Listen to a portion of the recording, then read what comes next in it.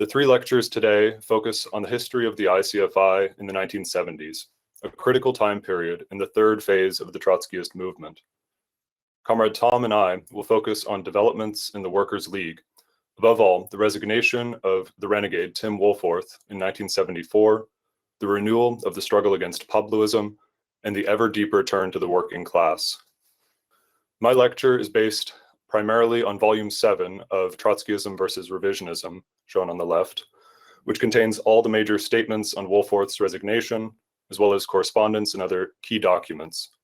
If comrades don't already have this volume, I strongly encourage everyone to purchase this from Mering and to read it carefully. Tom and I will also reference the 1978 Workers' League Perspectives Resolution, as well as Chapter 32 of The Heritage We Defend, and the Frankfurt School Postmodernism and the Politics of the Pseudo-Left. Over the past week, I also began to interview a number of comrades who were active in the Workers' League in the 1970s, which is a project that we will have to deepen after the school. Next year will mark the 50th anniversary of Wolforth's resignation from the Workers' League. Exactly 50 years ago this month, Wolforth elevated Nancy Fields to the leadership of the party, a subjective and unprincipled decision which set into motion a political wrecking operation that nearly liquidated the Workers' League. Over the following year, more than 100 members left the party, including over half of the party leadership, and whole branches were dissolved. The break with Wolforth is among the most significant events in the history of the ICFI. Involved in this fight were fundamental issues of historical perspective, political principles, organizational security, and the defense of dialectical materialism against the subjective idealist philosophy of pragmatism. Above all, it represented a deepening of the fight against Pabloite revisionism.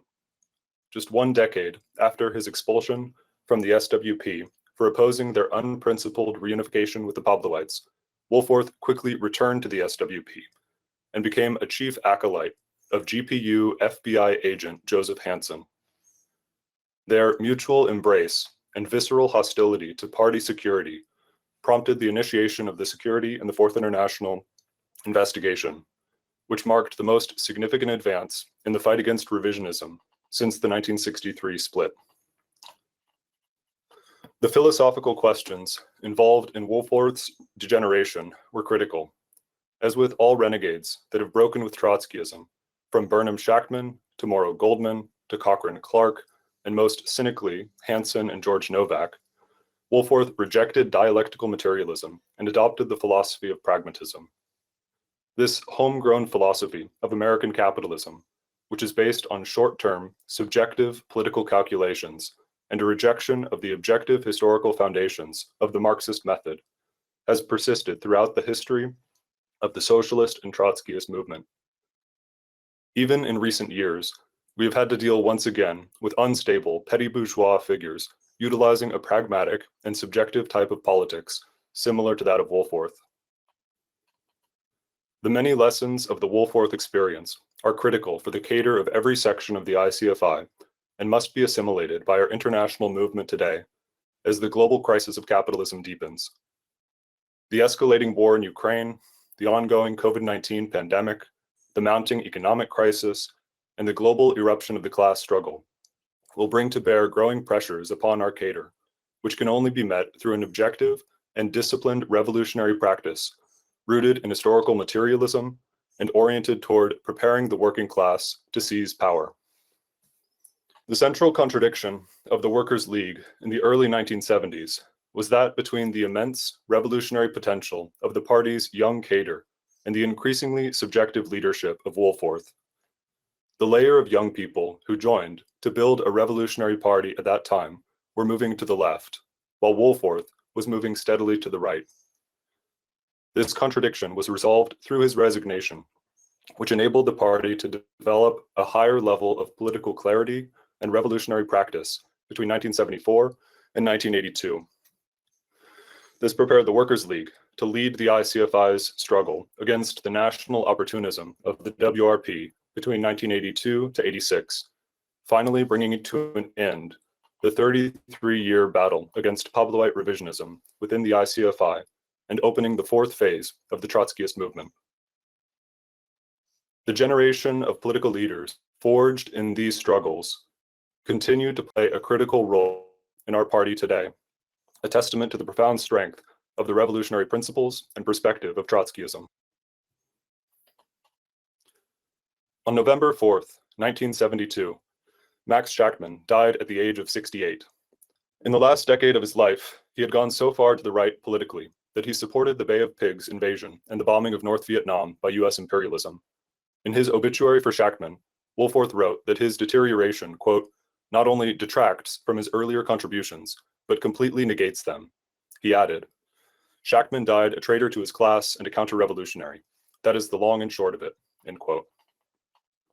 This one-sided obituary drew a sharp rebuke from Jerry Healy, whose own political development as a Trotskyist was influenced by Shachtman's writings in the 1930s, particularly his 1936 essay, Behind the Moscow Trial.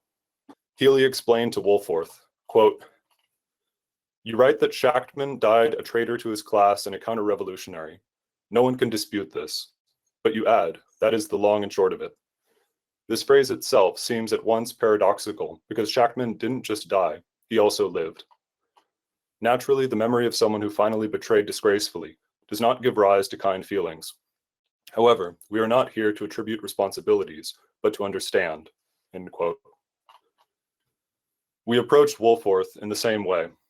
Despite his break from Trotskyism in 1974, which ultimately led him to support US imperialism openly in the 1990s, for a critical period during the 1960s, he provided political leadership to the minority opposition within the SWP, then the ACFI, then the Workers' League, as Comrade Keith reviewed in his report.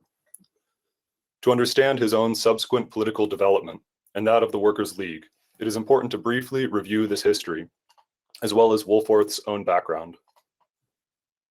Wolforth was born in 1933 and raised in a liberal middle-class family in Connecticut, with one of his father's close friends being FDR's third-term vice president, Henry Wallace.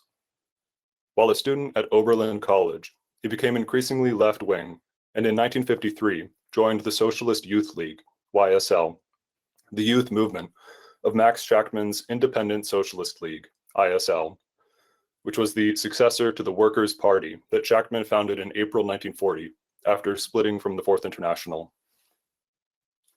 Wolforth broke with the ISL in 1957, opposing their efforts to merge with the Socialist Party of America.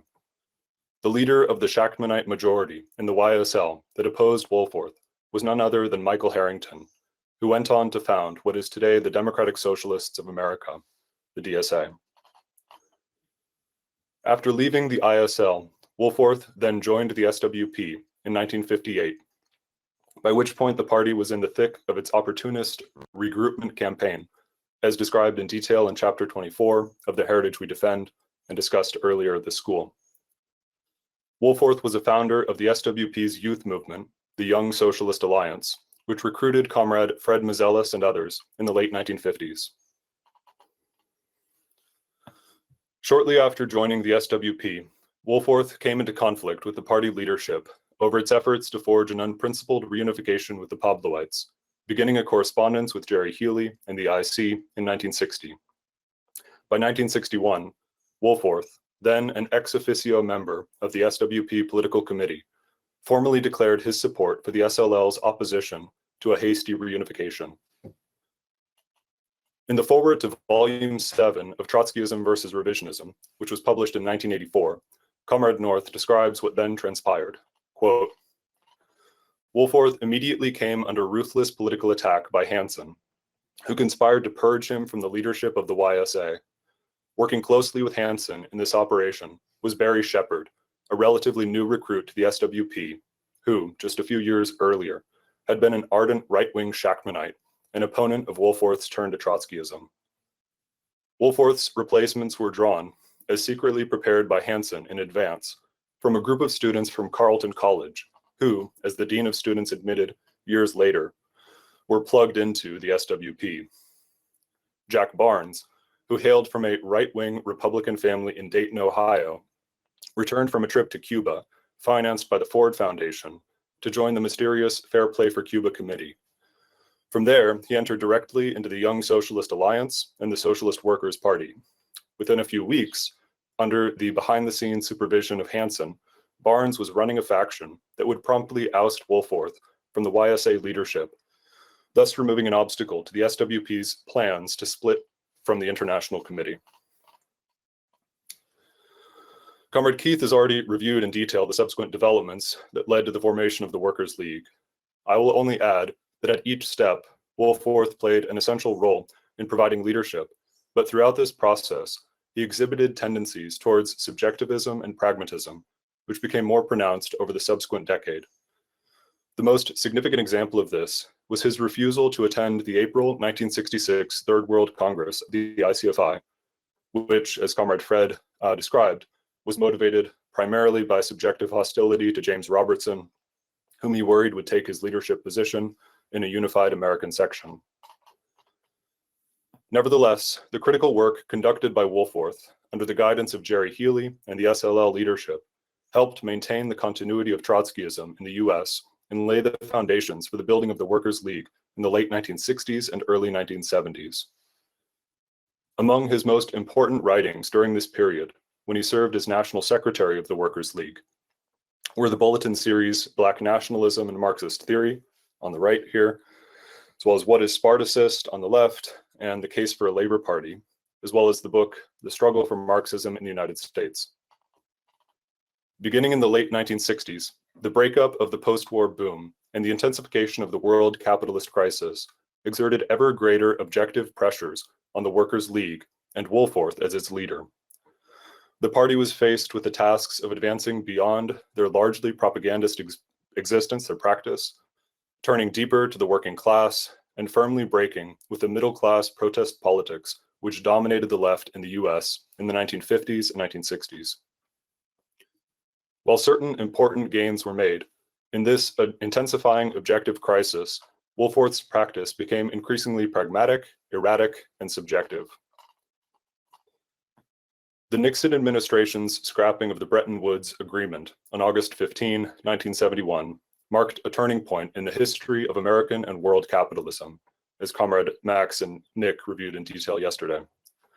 It unleashed a profound global economic destabilization centered in the United States, provoking major political shifts and an intensification of the class struggle internationally. This in turn magnified the objective pressures bearing down upon the Workers' League and the ICFI as a whole, precipitating Wolforth's political collapse.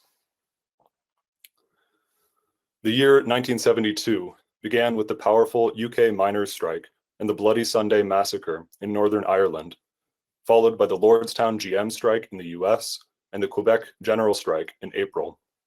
The Easter offensive in Vietnam began on March 30, prompting renewed mass anti-Vietnam War protests across the US, although at a smaller scale than previously. On September 23rd, Philippine President Ferdinand Marcos imposed martial law. At the start of 1973, conscription was ended in the US, leading to the final collapse of the anti-war movement as broad layers of middle-class students pursued their careers and turned increasingly to the right. Other major world events of that year included the September 11 Chilean coup d'etat, the Arab-Israeli War, and the oil embargo by OPEC against countries which had supported Israel, which led to a quadrupling of oil prices. In February 1974, the Tory government fell in Great Britain, followed by the collapse of the Salazar dictatorship in Portugal and the military junta in Greece. Finally, as a result of the Watergate scandal, US President Richard Nixon was forced to resign on August 8, 1974, just 3 weeks before the Workers' League Summer School, at which Wolforth was removed as National Secretary. Within the ICFI, this period of the early 1970s marked a turning point in which the sections developed in an uneven and contradictory manner. While the SLL had made significant advances and provided essential leadership to the ICFI after the split with Pablo in 1953, by the late 1960s and in particular the early 1970s, certain features of their work acquired an increasingly negative character. The British section became primarily focused on national developments at the expense of political clarification within the IC, as documented extensively in How the WRP Betrayed Trotskyism. The key expressions of this growing drift away from patient and principled politics during this time were the 1971 split with the OCI, as reviewed yesterday, the 1973 founding of the WRP on a centrist program. Here's a headline from the bulletin reporting on that, as well as the 1974 expulsion of Alan Thornett. As reviewed by Comrades Peter and Sam, the split with the OCI remained unclarified in the movement throughout this period, severing the historical continuity of Trotskyism in France for decades to come. Similarly, the expulsion of Thornett was conducted in a manner that evaded the central political issues, prompting hundreds of members, primarily workers, to leave the WRP. These developments coincided with the mounting crisis in the Workers' League between 1971 to 74. In a sense, the growing disorientation of the WRP was refracted through the pragmatic approach of Wolforth, as he repeatedly aped the practices of the British section without any real political clarification within the Workers' League. One of the earliest expressions of this process was Wolforth's abrupt public announcement in June 1971 that the Bulletin would become a daily paper. This decision was made without any discussion in the IC, essentially grafting onto the US section the practice of the SLL, which had launched the Workers' Press as a daily in 1969.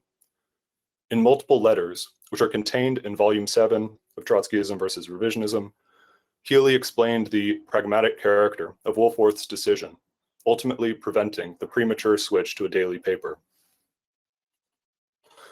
Another sign of Wolforth's disorientation was the shift in the party's focus towards a turn to the youth in 1971, copying a similar initiative that had been carried out in Britain.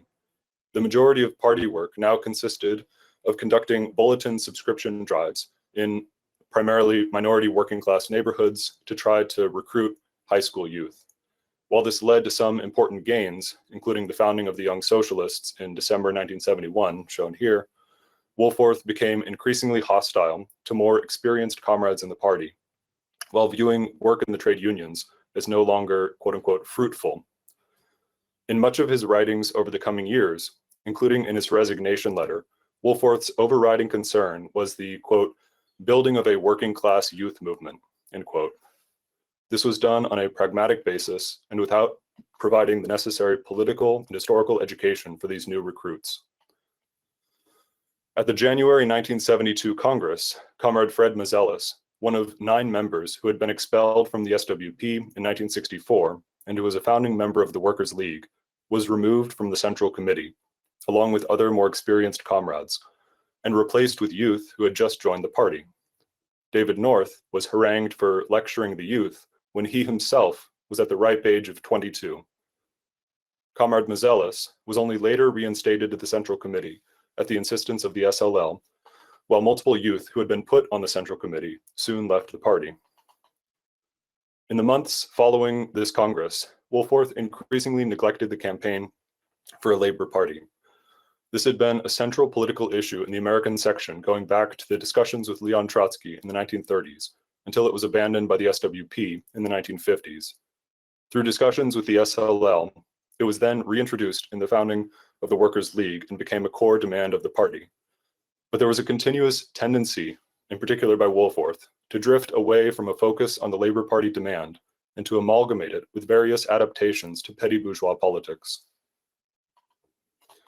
Only after the intervention of IC comrades in early 1972 did Wolforth refocus on this core demand, leading to the publication of the Case for a Labor Party in the early summer of 1972.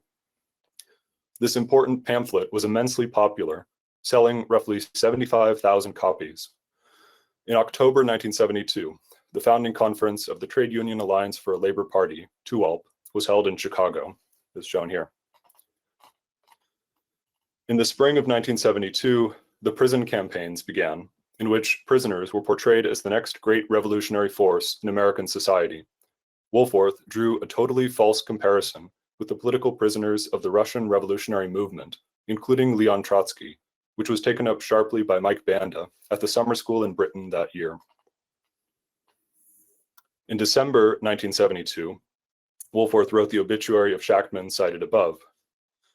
Then in the following spring, in 1973, Wolforth organized a series of public debates with Spartacist leader James Robertson on the history of the Fourth International, which Comrade North spoke about on Monday, I believe. This was really represented a turn back to the dregs of middle-class radicalism and was a clear sign that Wolforth had not broken from his past in this milieu and was moving on a rightward trajectory. Then in August 1973, Nancy Fields was elevated from a secretarial role into the leadership of the Workers' League. This was done just months after Wolforth had begun a relationship with Fields, expressing his increasingly subjective and opportunist politics. The following year was one of enormous crisis, which nearly saw the liquidation of the Workers' League and the Trotskyist movement in the United States. Comrade North describes this process in the Fourth International and the Renegade Wolforth as follows, quote, "After the first summer camp, having been brought into the leadership by Wolforth for entirely personal reasons, Fields ran amok in the Workers' League. Wherever she went, Fields left behind a trail of political destruction. She became Wolforth's inseparable traveling companion and hatchet woman. They jetted around the country to the tune of thousands of dollars in a wrecking operation the likes of which had never been seen in the Workers' League. They closed down branches, threatened members with expulsions, and employed the crudest factional intrigues to drive comrades out of the Workers' League. The so-called national tours of Wolforth and Fields had more the character of a honeymoon than a political intervention." In a remarkable letter that Wolforth wrote to Healy on July 19, 1974, which is quoted extensively in the Fourth International and the Renegade Wolforth, after noting that some 100 comrades had recently left the party, he wrote, quote, "This figure refers only to people in the party for some time and playing important roles, not those who drift in and out, the usual sorting out of membership. The bulk of these people left in the period of the preparation for and since the summer camp last year, which was the decisive turning point in the history of the League, the summer camp in which Fields was elevated to the leadership. Even this figure does not show the full impact of the process. Almost half of those who left were from New York City. Almost half the National Committee and Political Committee were involved. Virtually the entire original youth leadership were also involved. The most remarkable thing about it is that while the net membership is now perhaps a little lower than a year ago, but not substantially, in every other respect, the party is far stronger."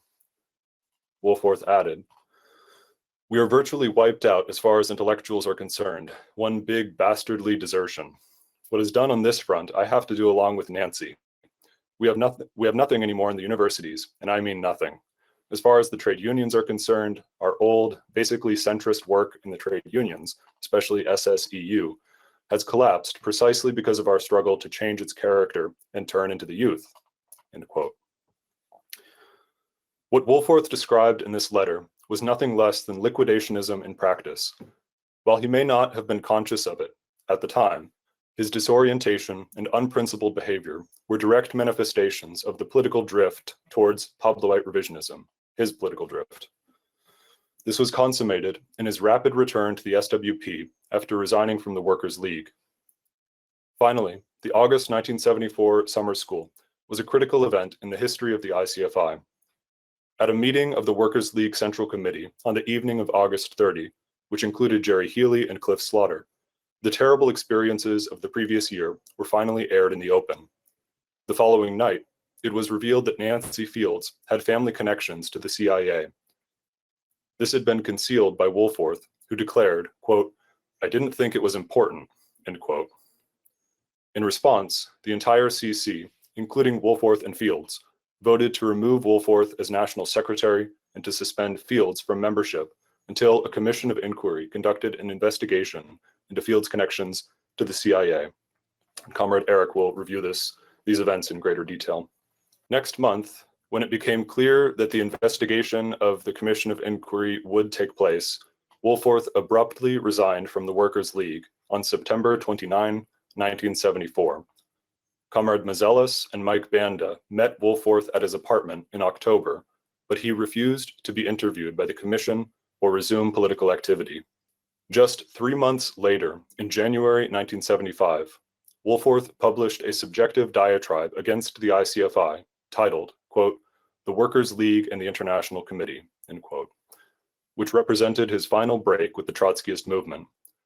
Wolforth was immediately supported by the Spartacists and the SWP, with Hansen publishing his document in Intercontinental Press and commenting that his, quote, sincerity is undeniable and one can only wish him luck on his next venture, end quote.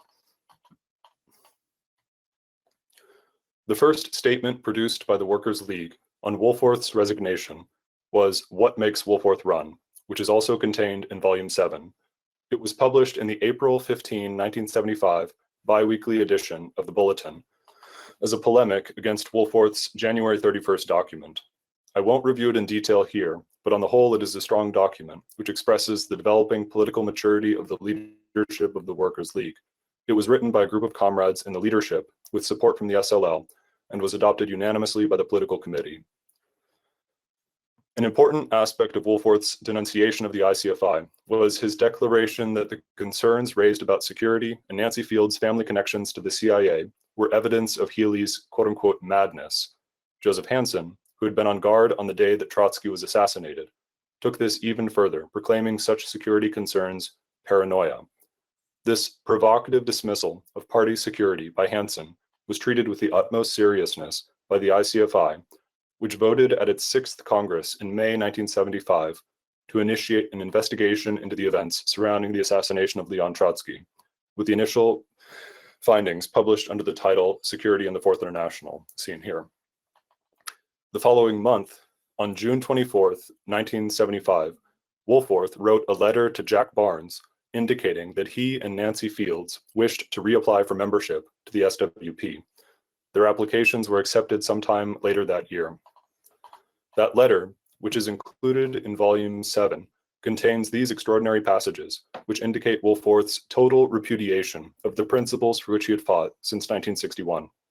Quote, "We believe the SWP has taken a principled position on Trotskyist fundamentals within the international movement, as well as exercised a considerable degree of patience necessary because of the inexperience and freshness of many of the forces in a number of countries. We have been allies, as you know, for a number of years in the socialist movement. Despite our recent experience, we are determined to contribute in any way we can to the construction of the Revolutionary Party. We are convinced of the socialist future of the US and the world. We know the building of a revolutionary party is essential to that future. We are party people.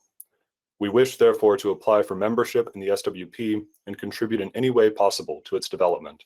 End quote. Again, this letter was written in June 1975, by which point Hansen and the Pabloites bore responsibility for the catastrophic impacts of guerrilla warfare throughout Latin America and other parts of the world, as reviewed in Tomas's lecture. The overthrow of Allende in Chile had happened less than 2 years prior, but now Wolforth was stating that, quote, "The SWP has taken a principled position on Trotskyist fundamentals within the international movement," end quote. On November 10th, 1975, Wolforth and Fields published an article in Intercontinental Press, the organ of the Pabloite United Secretariat, and soon became regular contributors to this outlet, as well as the SWP's The Militant. In November-December 1975, the SWP denounced the security investigation in articles by Hansen and Novak. Finally, in January 1976, the ICFI publicly indicted Hansen, calling him an accomplice of the GPU. Amid this intensifying conflict over the security investigation, the cadre of the Workers' League was turning ever deeper into the history of Trotskyism and intervening in numerous struggles of the working class, which Comrade Tom will review in detail. As we state in the Historical and International Foundations of the SEP-US, quote, "The political desertion of Wolforth marked a decisive turning point in the development of the Workers' League as a Trotskyist organization. Wolforth's resignation and subsequent repudiation of his own political history expressed not only personal weaknesses, it epitomized specific traits of American petty bourgeois radicalism, in particular, its contempt for theoretical consistency and a pragmatic disdain for history. The Workers' League recognized that the crisis through which it had passed in 1973 to 74 required more than a criticism of Wolforth's errors. Thus, in response to Wolforth's resignation and his denunciation of the ICFI, the Workers' League initiated an extensive review of the history of the Fourth International.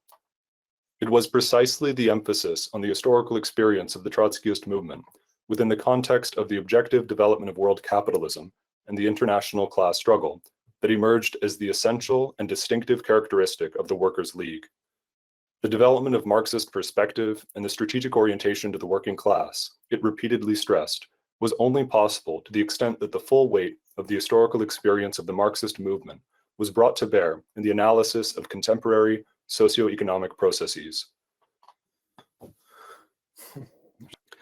The document, the Fourth International and the Renegade Wolforth, is a milestone in this growing political maturity of the Workers' League in the aftermath of Wolforth's resignation.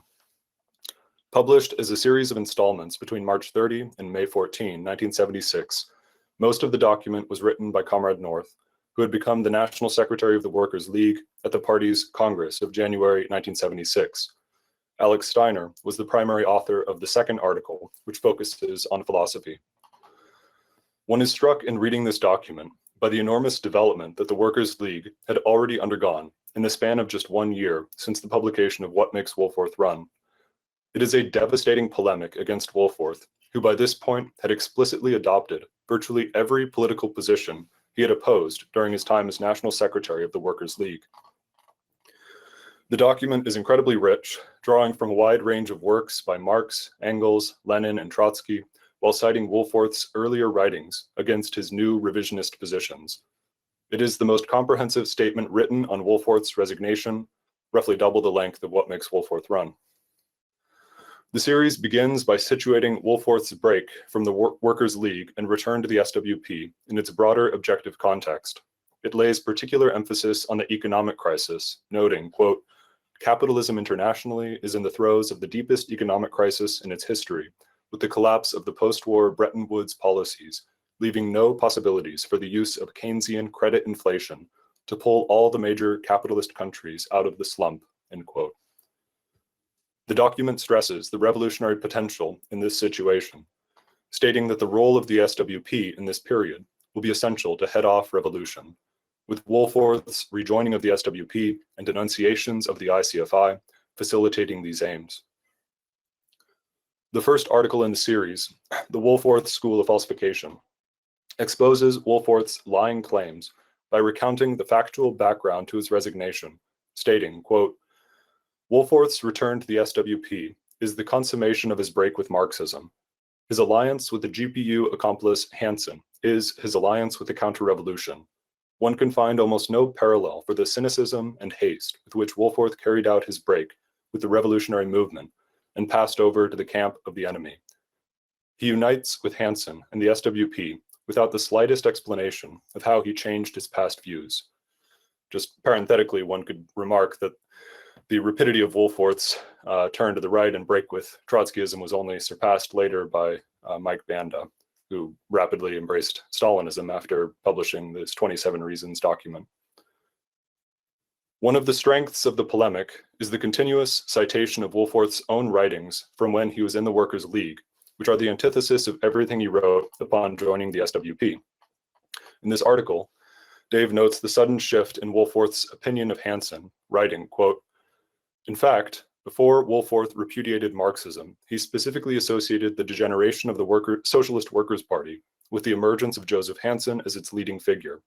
In his lengthy assessment of the history of the SWP, published as a book in 1971, Wolforth wrote, quote, "Hansen's theoretical role in the post-war history of the SWP was not a personal matter. He reflected, perhaps a bit more grotesquely than others, the empiricist method of the SWP. His theories were developed as impressionistic reactions to current developments or to serve political and factional purposes. A theory once developed would be lightly discarded when either the objective situation or the factional need changed. Only a party deeply sick with the disease of empiricism would let such a person occupy a leading position in its central leadership," end quote. Dave comments on this, quote, "A devastating political assessment of Hansen, one which Wolforth would prefer to forget," end quote. Also quoted is an article by Wolforth published on June 14, 1974, just 3 months before his resignation, titled "Joseph Hansen, an Aging Liar Peddles His Wares." The second and longest article of the series, In the Footsteps of Kant, focuses on the philosophical positions that Wolforth espoused in his writings after leaving the Workers' League, which were essentially Kantian and pragmatic in nature.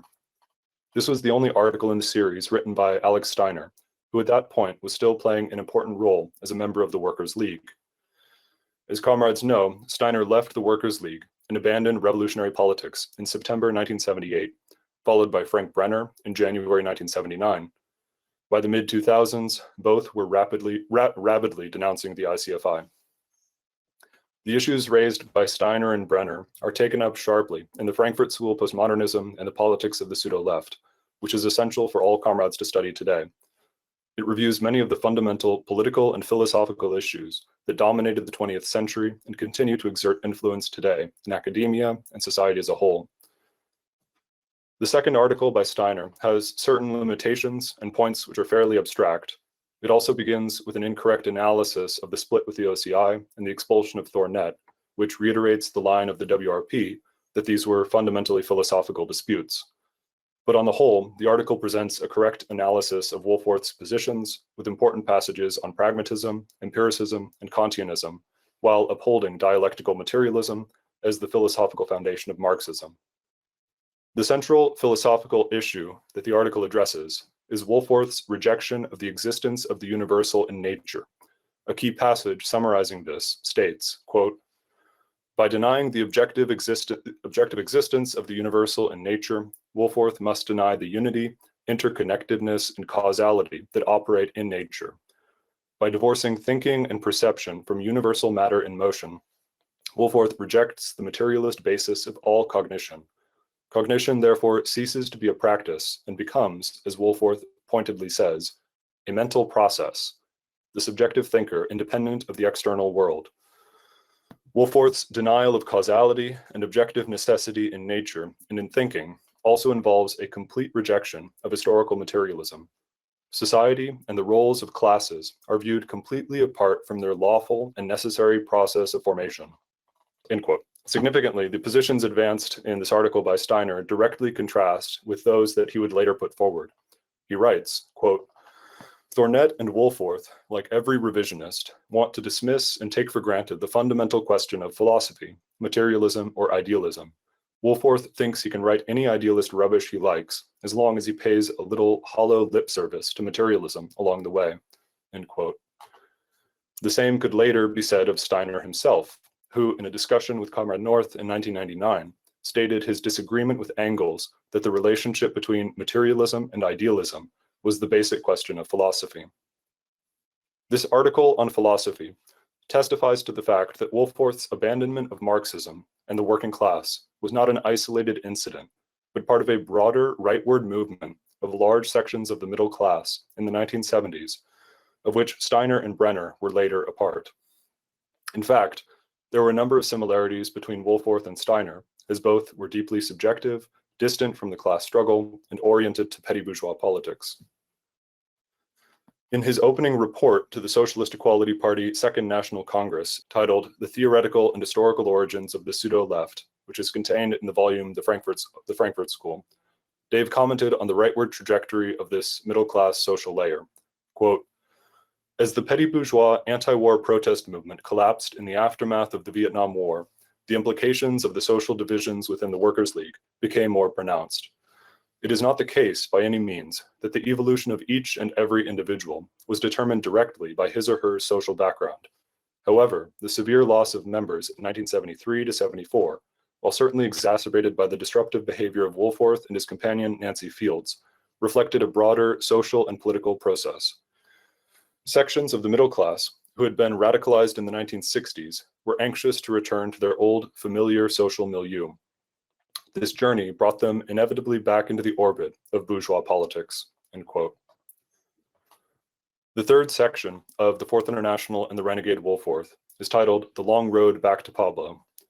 It takes up Wolforth's statement, quote, "In the past, the Trotskyist movement was confined largely to a propaganda existence, which he claimed meant that, quote, a real sorting out of revolutionary forces could not take place," end quote. North replies, quote, "What Wolforth seeks to deny is the historic continuity of the Trotskyist movement." He then reviews in detail the ICFI's struggle against Pabloism and the splits in 1953 and 63, concluding, quote, The struggle against Pabloism by the International Committee constitutes as rich a chapter in the history of Marxism as the struggle waged by Bolshevism against Menshevism between 1903 and 1917. Or, to put it more precisely, the fight against Pabloism represents the highest development of Marxism, basing itself upon all the accumulated lessons of the struggle against revisionism, dating back to the Great Schism between Bolshevism and Menshevism at the turn of the century, end quote. North then cites extensively from 3 letters that Wolforth wrote to Healy on May 31st, June 7th, and June 14th, 1974, just before he resigned from the Workers' League. In each letter, Wolforth had stressed the significance of the 1953 split, which he said was of the greatest importance. He even proposed writing a series of articles on the struggle against Pabloism, just 2 months before the August summer school. In the June 7 letter, he explicitly attacked his new ally Hansen, writing, quote, "In fact, now it seems to me that the 1961 International Resolution was a very conscious and completely cynical job. Hansen actually went out of his way to include in the document the exact Pabloite formulations which the SWP had denounced in 1953. This, more than anything else, raises the question of the character of the man.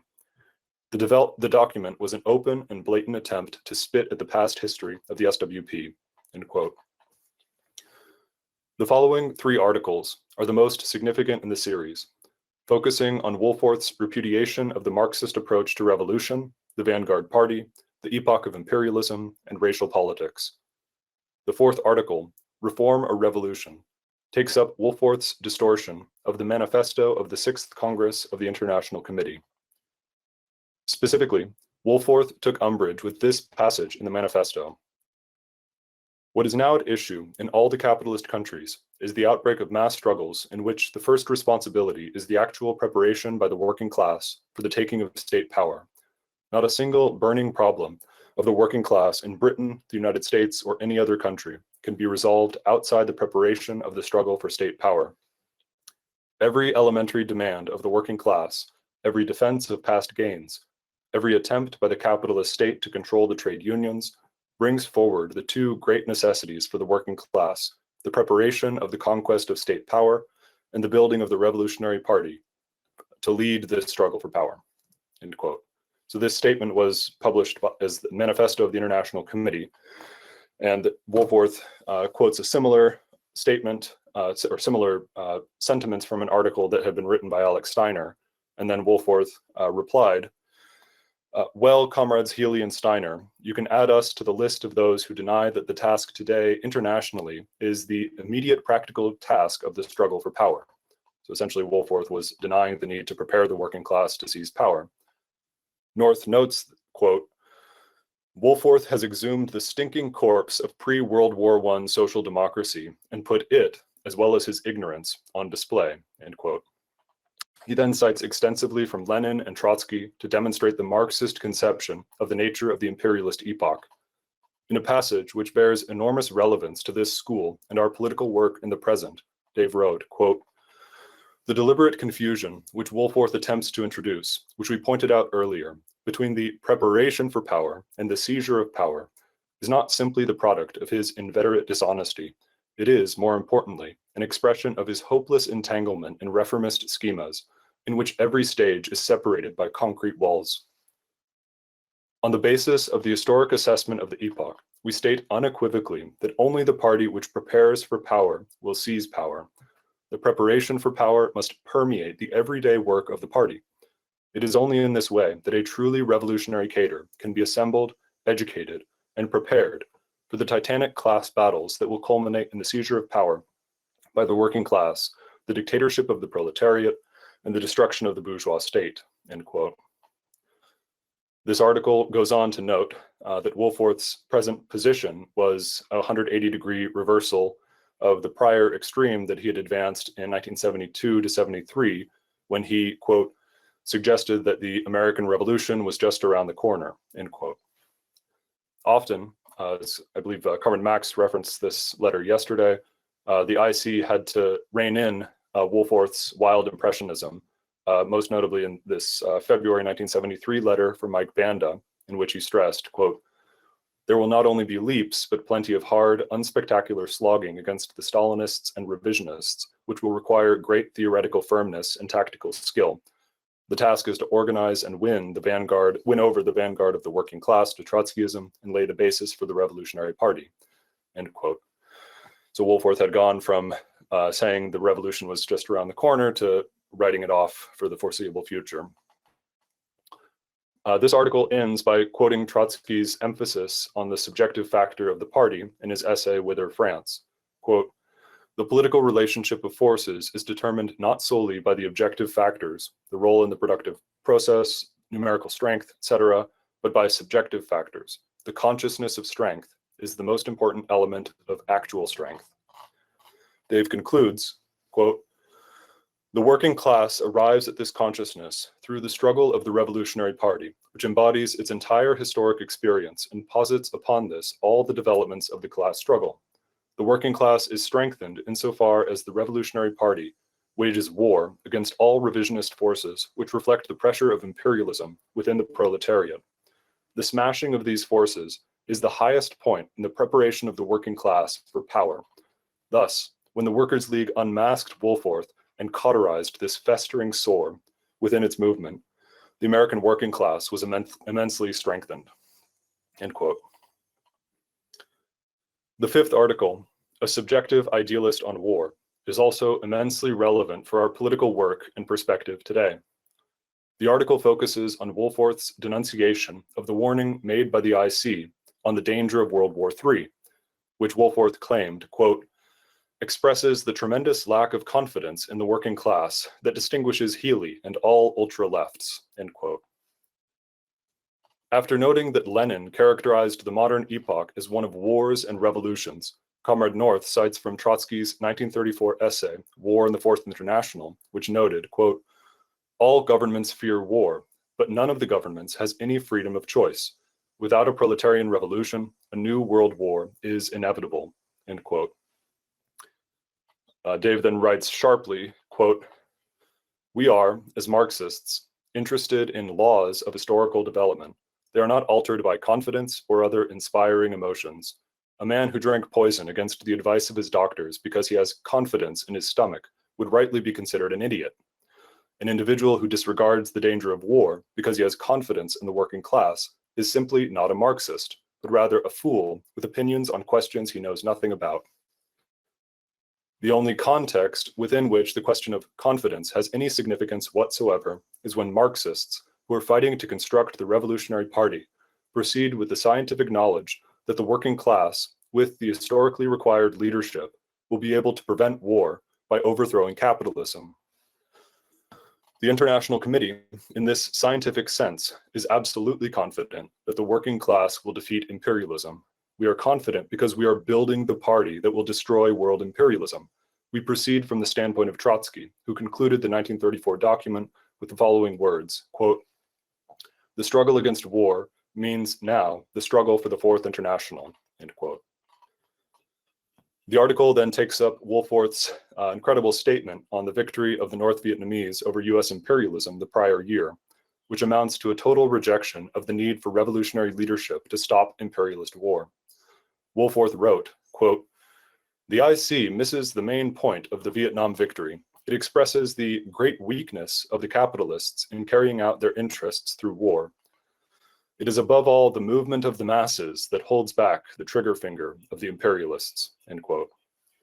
Dave replied, quote, "Thus, in the wonderful world of Wolforth, the struggle against war is not a revolutionary task because the problem has been solved all by itself. Wolforth can enjoy the sleep of the truly confident because the masses are holding back the trigger finger of imperialism, and this takes the cake. The capitalists are too weak to do a thing about it. Furthermore, the capitalists have since wised up to the fact that war is a bad way of carrying out their interests. Everything here is a complete muddle and an outrageous distortion of Marxism. Wolforth arrives at the truly astonishing conclusion that the capitalists, having discovered their great weakness, will now abstain from war like the righteous from sin. War cannot be prevented except through the overthrow of capitalism. Wolforth says nothing about this, but it is not an accidental omission. Glorification of the mass movement and avoidance of the question of revolutionary leadership is the classic dodge of opportunism, end quote. The sixth section is titled The Boston Stranglers of the Working Class, and it addresses Wolforth and the SWP's positions on the busing program to desegregate Boston public schools. This became a major focus of the SWP's activity between 1974 and 76. And in the course of this crisis, the SWP advocated for the sending of federal troops to Boston to facilitate the busing program. This was only the latest in a long series of anti-Marxist adaptations to the capitalist state, which began in 1957, when the SWP demanded that federal troops be sent to Little Rock, Arkansas, to enforce the desegregation of schools. In his writings on this issue, 1975 to 76, before this pamphlet was published, Wolforth omitted the SWP's demand for the sending of federal troops.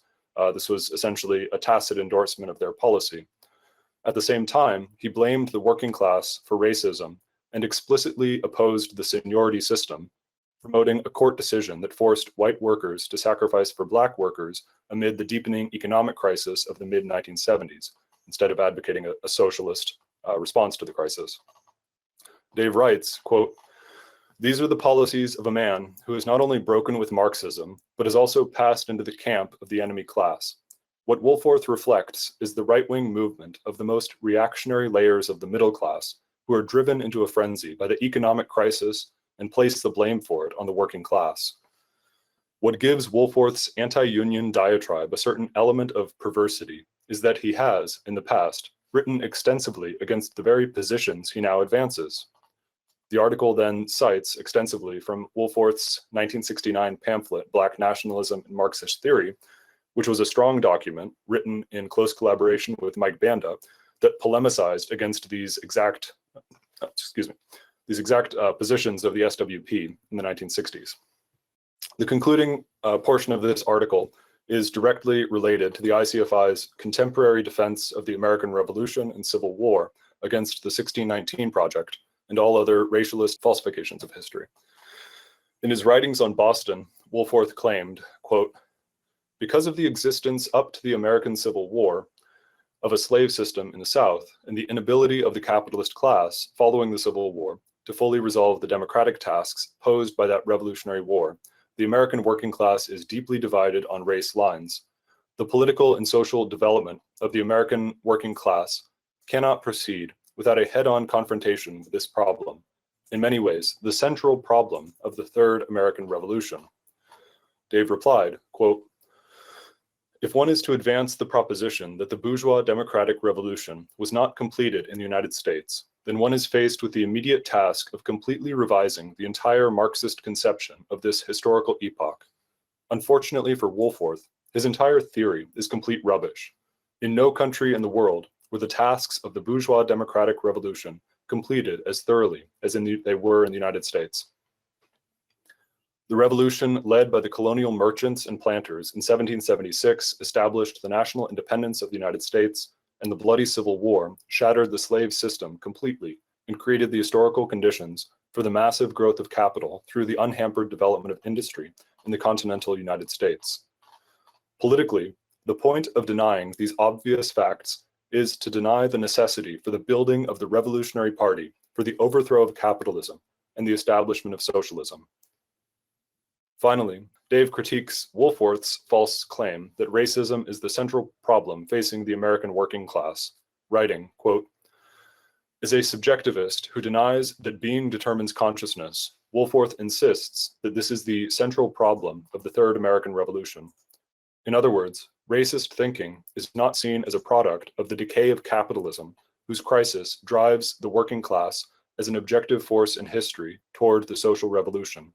Rather, racism becomes Wolforth's version of original sin, which has a power over the working class more powerful than the objective historical forces. This is just another version of all the demoralized arguments found commonly among radicals and layers of the middle class who reject the struggle for socialism on the grounds that workers are stupid and man inherently evil." Again, the parallels with our fight against 1619, I think, are self-evident. In the seventh article, An aging liar peddles his wares. Dave addresses Wolforth's petty bourgeois claim that the IC is guilty of Stalinist organizational practices. An important passage refuting this states, quote, "The denunciation of organizational practices is the hallmark of revisionism. Renegades commonly denounce Trotskyists for Stalinist practices in the same way as the Mensheviks after 1903 denounced Lenin's organizational practices as Blanchisme or Jacobinism. What unites all these epithets is the hatred by those who use them for any revolutionary discipline and organizational loyalty based on great political principles." End quote. The remainder of this article debunks the lying claim of Wolforth that he and Fields were quote unquote purged from the leadership of the Workers' League, reviewing in great detail their disruptive activities in the year following Fields' elevation to the party leadership, as discussed previously. The eighth article, "The Accomplice of Joseph Hansen," responds to Wolforth's characterization of security in the Fourth International as, quote, "the Joseph Hansen slander campaign," end quote. It recapitulates the key findings of the investigation up to that point, challenging Wolforth to answer a series of important questions. The final section, "Whither Wolforth," summarizes the key points made in the series and the broader significance of Wolforth's resignation. It cites passages from one of his latest documents, which most explicitly advance a nationalist conception of the Fourth International while denigrating the role of Trotsky himself. North then draws an apt comparison between Wolforth and J. Lovestone, infamous for being a factional careerist in the American Communist Party in the 1920s and 30s, and later a leader in the AFL-CIO bureaucracy, mentor to its president George Meany, and accomplice of the CIA. He writes, quote, "In Wolforth, all the characteristics of a Lovestone in the embryonic stage of development can be found: total lack of political principles, unrestrained subjectivism and careerism, hostility to Marxism and Bolshevik democratic centralism, blatant anti-internationalism, disrespect for the history of the Marxist movement, subservience to the trade union bureaucracy and the capitalist state, and a bitter hatred of the working class."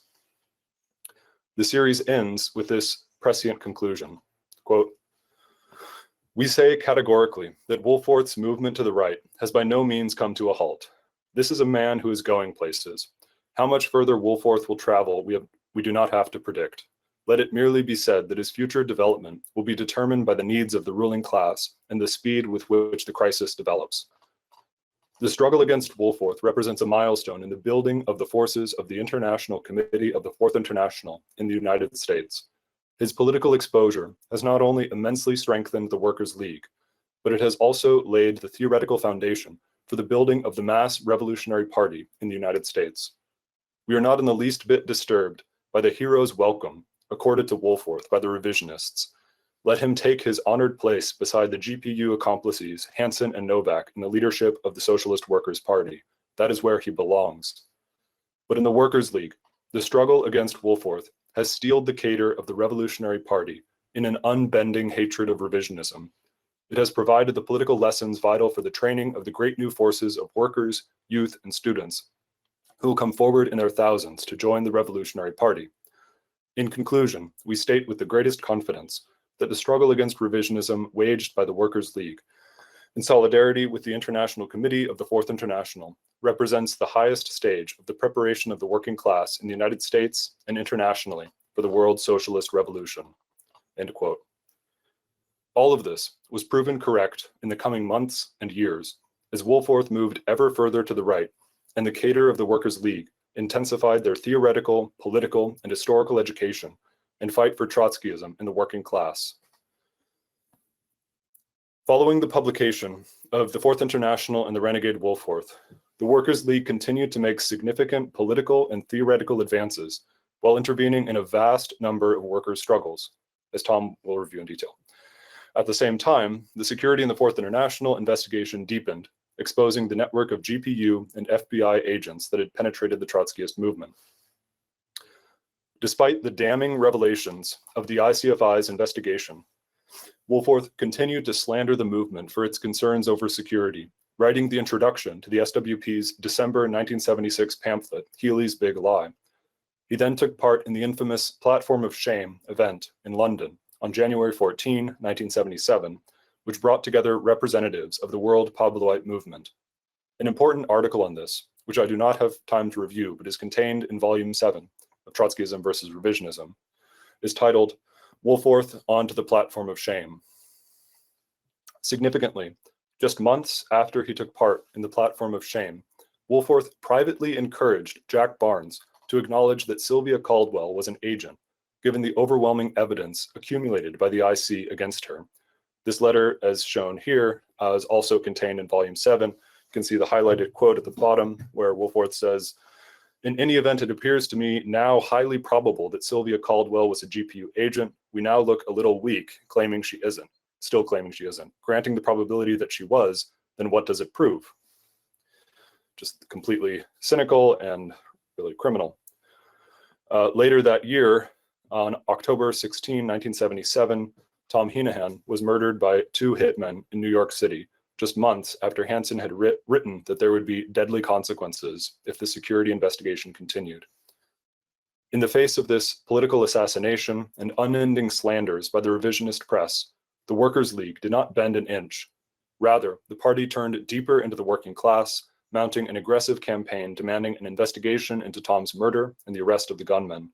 At the same time, the Workers' League deepened its interventions in the class struggle and sharpened its political analysis. Flowing from these experiences and the development of the party after Wolforth's resignation, the Workers' League drafted the Perspectives Resolution of 1978, which was then amended and finalized in June 1979.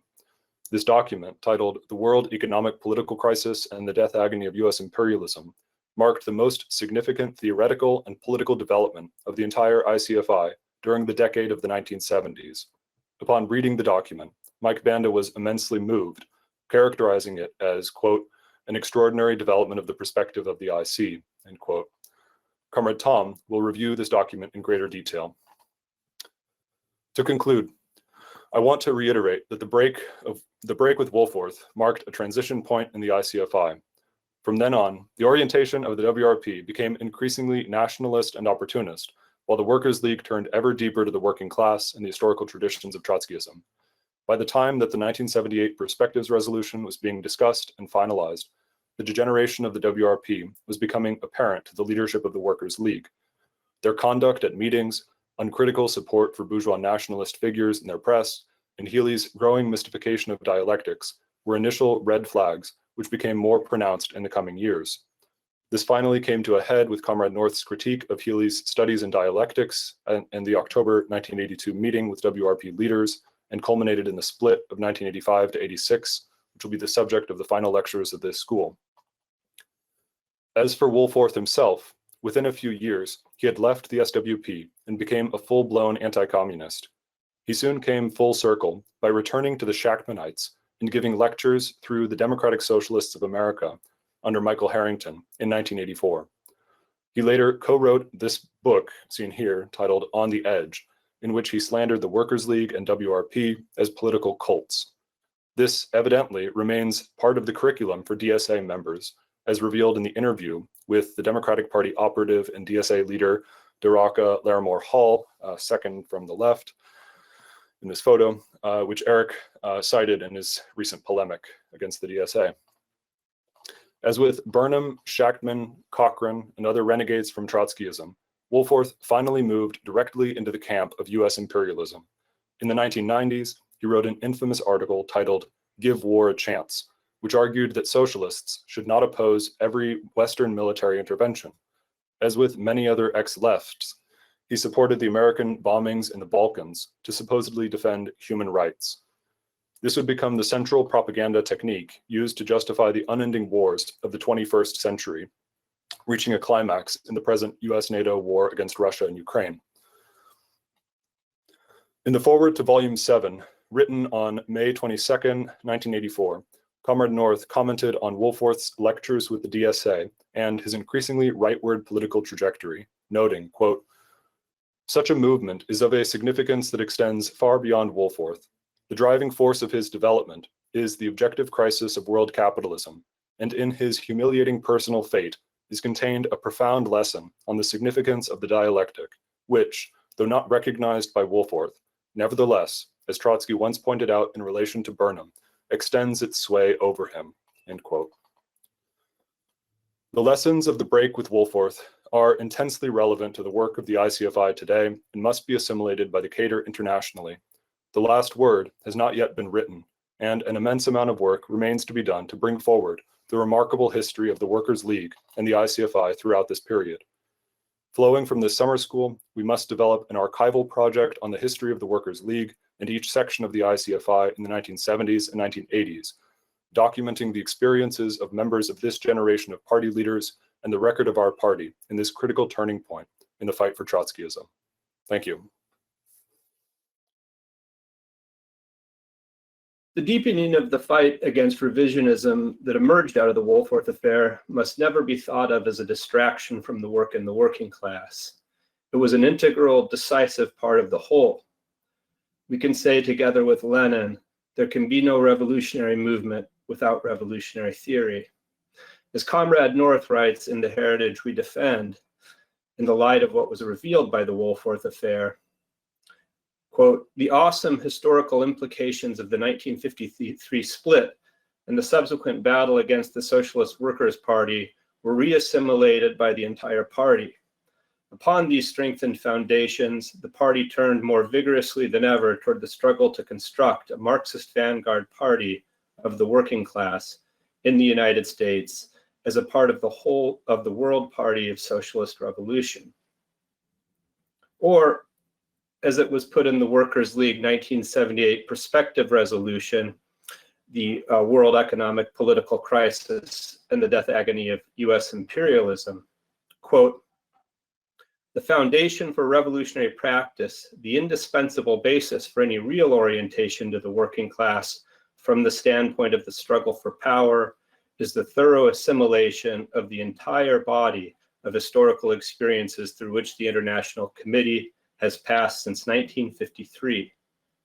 The training of Trotskyist cadre is only possible in the struggle to base every aspect and detail of the party's political work on the historical conquests of the International Committee, derived from the battle against revisionism. Throughout the period 1974-1978, the record testifies to the development made in all aspects of the Workers' League's interventions in the working class. This lecture is focused centrally on the aforementioned 1978 Perspectives Resolution, which marks the culmination of this period and a qualitative development in the political work of the Workers' League. It is a summation of the whole development of the Workers' League in these years, including its orientation to the working class and its working out of a strategy of socialist revolution. The preparation during this period, as Evan mentioned, helped lay the groundwork for the Workers' League to conduct the struggle against the Workers' Revolutionary Party in the 1980s. An essential purpose of this lecture is to introduce comrades to the Bulletin. It began publication as a mimeographed newsletter with the founding of the American Committee for the Fourth International in 1964, when it was called the Bulletin of International Socialism. It became a print newspaper in September 1966, 2 months before the Workers' League was founded, November of that year. The Bulletin continued until 1993, when it was replaced by the International Workers' Bulletin, which involved greater collaboration of the entire ICFI and was the immediate predecessor of the World Socialist website. From 1974 through 1987, the Bulletin was published as a bi-weekly, and for the remaining years as a weekly. It included a Spanish language page, Lucha Obrera, and we have done some work toward digitizing these collections. The years 1964-1973 are available at Marxist.org. The party aims to make this the entire combined collection available to the cadre soon. The pages of the Bulletin form an unmatched archival source bearing witness to the era's many great labor struggles. The Workers' League seemed to be everywhere all at once, very often covering major strikes simultaneously underway in different regions of the country, as well as constantly publishing on international events, Marxist theory, history, culture, and science. The Bulletin's engagement with the working class went beyond coverage. The party intervened in the working class. As Marx explained in his theses on Feuerbach, it is impossible to understand the world outside of the struggle to change it. And we might add, it is impossible to understand what happened in this period without the Bulletin. This is probably why American labor historians have been able to make so little sense of the period. The Workers' League, as attested to on the pages of the Bulletin, persistently fought for a revolutionary strategy in the working class. The Labor Party demand, which will be a focus of this lecture, provided the pivot for that strategy for power. The Labor Party demand had been foundational to the American Trotskyist movement since the 1930s and Trotsky's discussions with Cannon and the SWP leadership in Coyoacán. Trotsky's analysis of the American Revolution, the most advanced ever made to that point, emerged from his world historical analysis of capitalism and not from specific American conditions. Trotsky foresaw that the rapid decline of American capitalism over the course of the Great Depression would force workers on the road of political struggle. As explained in the 1978 Perspectives document, for Trotsky, quote, the Labor Party demand was not simply one among many demands advanced by the party. It was the cornerstone of the strategy for the social revolution in the United States, unquote. Cannon, amidst the first signs of a restabilization of capitalism in the post-war period, reiterated parts of Trotsky's analysis in his important American Theses of 1946. But the SWP drifted away from the Labor Party demand over the course of the 1950s.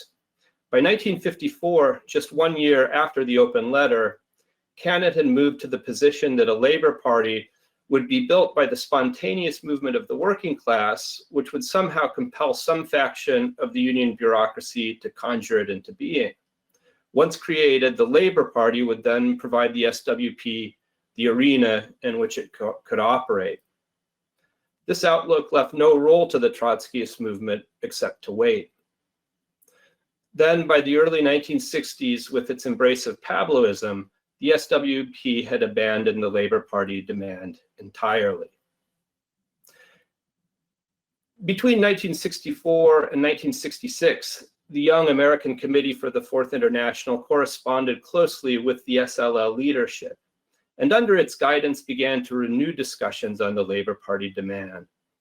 This found expression in the founding document of the Workers' League, which stated, at this stage in the development of the American working class, our central transitional demand must be the creation of a labor party, a party of the American working class. The working class must be shown that it must of necessity go beyond isolated economic struggles to a fundamental political struggle against the ruling class and its political instruments.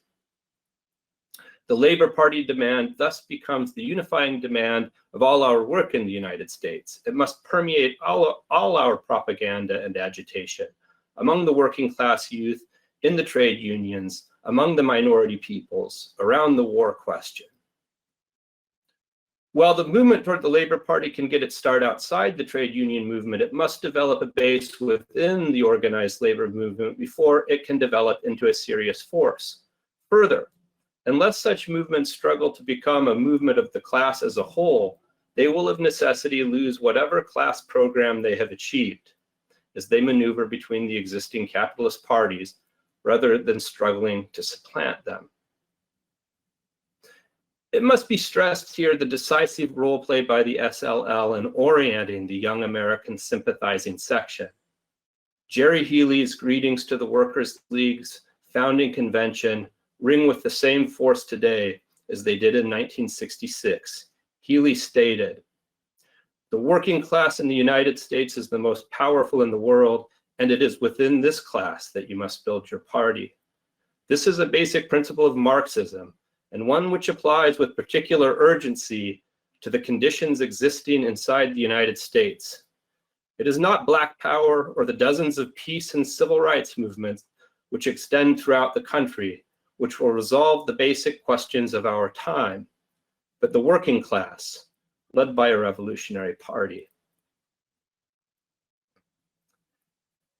The Labor Party demand must not be thought of as a clever agitational tactic. It was a strategy for power. As Comrade North writes in the Workers' League and the founding of the Socialist Equality Party, the Labor Party demand, quote, embodied a definite strategical conception of the development of the working class, unquote. And we should add, in a very different period than our own. In 1966, when the Workers' League renewed the Labor Party demand, the trade unions still commanded significant authority in the working class.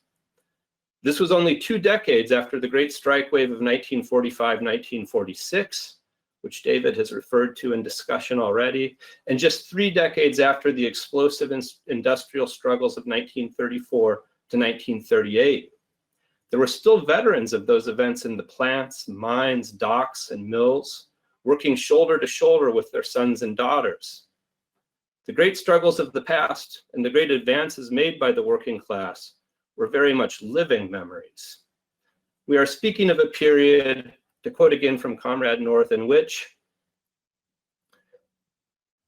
the central strategical problem that confronted the Trotskyist movement was the active and militant allegiance given by the most advanced sections of the working class to the mass Stalinist and social democratic parties and trade unions. The political activity of our sections therefore assumed, despite variations in tactics, that the starting point of a great new revolutionary reorientation of the working class would proceed in the form of a radicalization among the most class-conscious and politically active elements within the ranks of these organizations. Out of that movement, in which the sections of the International Committee would play a catalytic role as the most intransigent opponents of social democracy and Stalinism, would arise the real possibilities for the establishment of a mass revolutionary party. Our tactics were based on this conception. The strategical orientation was diametrically opposed to that of the Pabloites, who oriented their organizations toward the bureaucratic leaders to whom they attributed revolutionary potential. We sought, in a sense, to revolutionize these mass movements from below, while they sought to influence via the bureaucracies from above.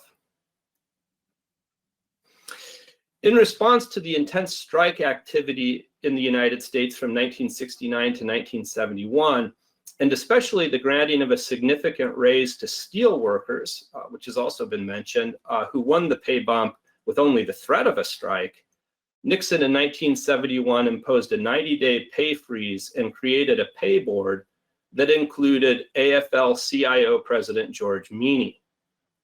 The Workers' League launched a successful campaign in the working class demanding that Meany walk off the board.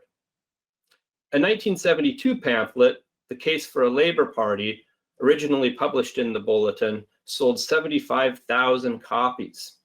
Another crucial pamphlet from the period is Comrade David's Where Wallace Really Stands, which argued that the building of a labor party was the only way forward in combating George Wallace's right-wing populist influence among industrial workers. These pamphlets laid the groundwork for the formation of the Trade Union Alliance for a Labor Party, or TUALP.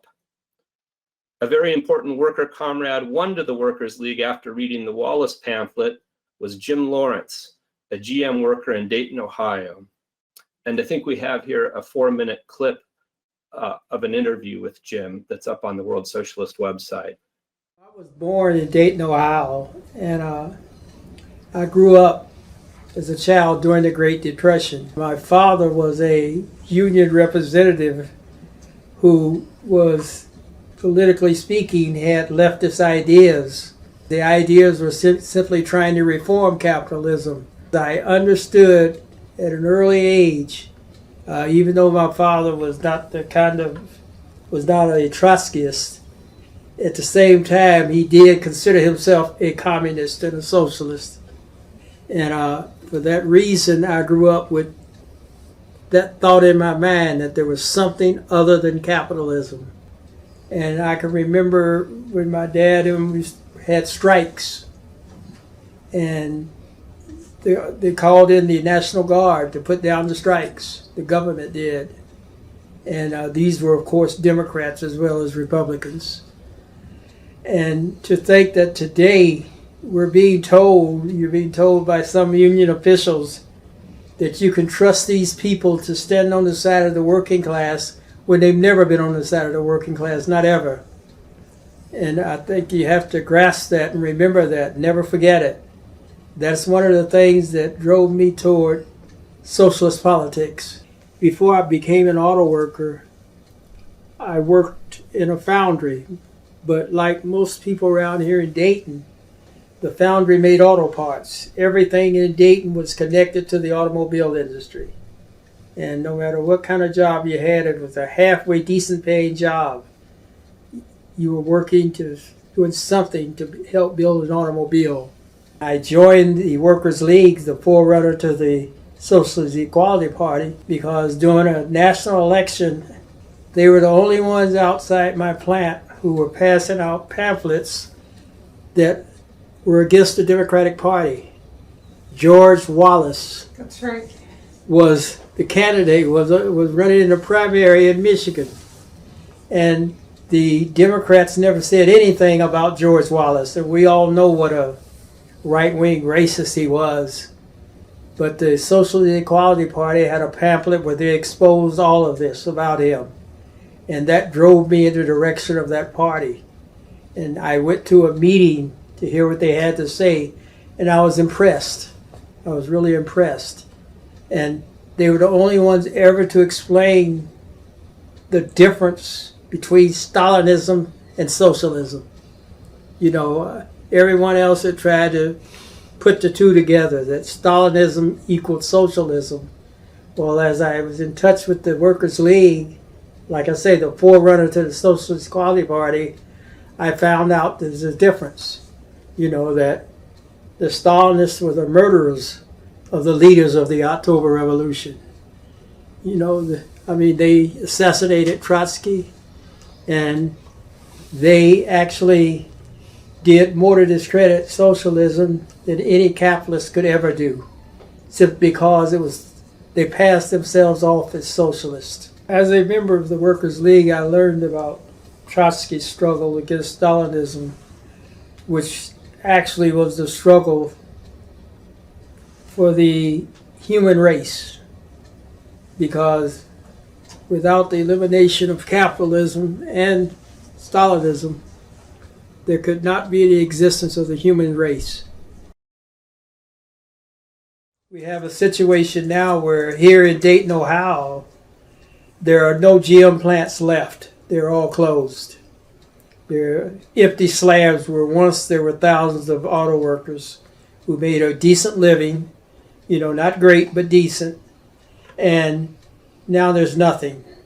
Dayton, Ohio is becoming like a graveyard. Kids are turning to all kinds of antisocial behavior, such as getting involved in opioids and things like that, because they don't see any way out.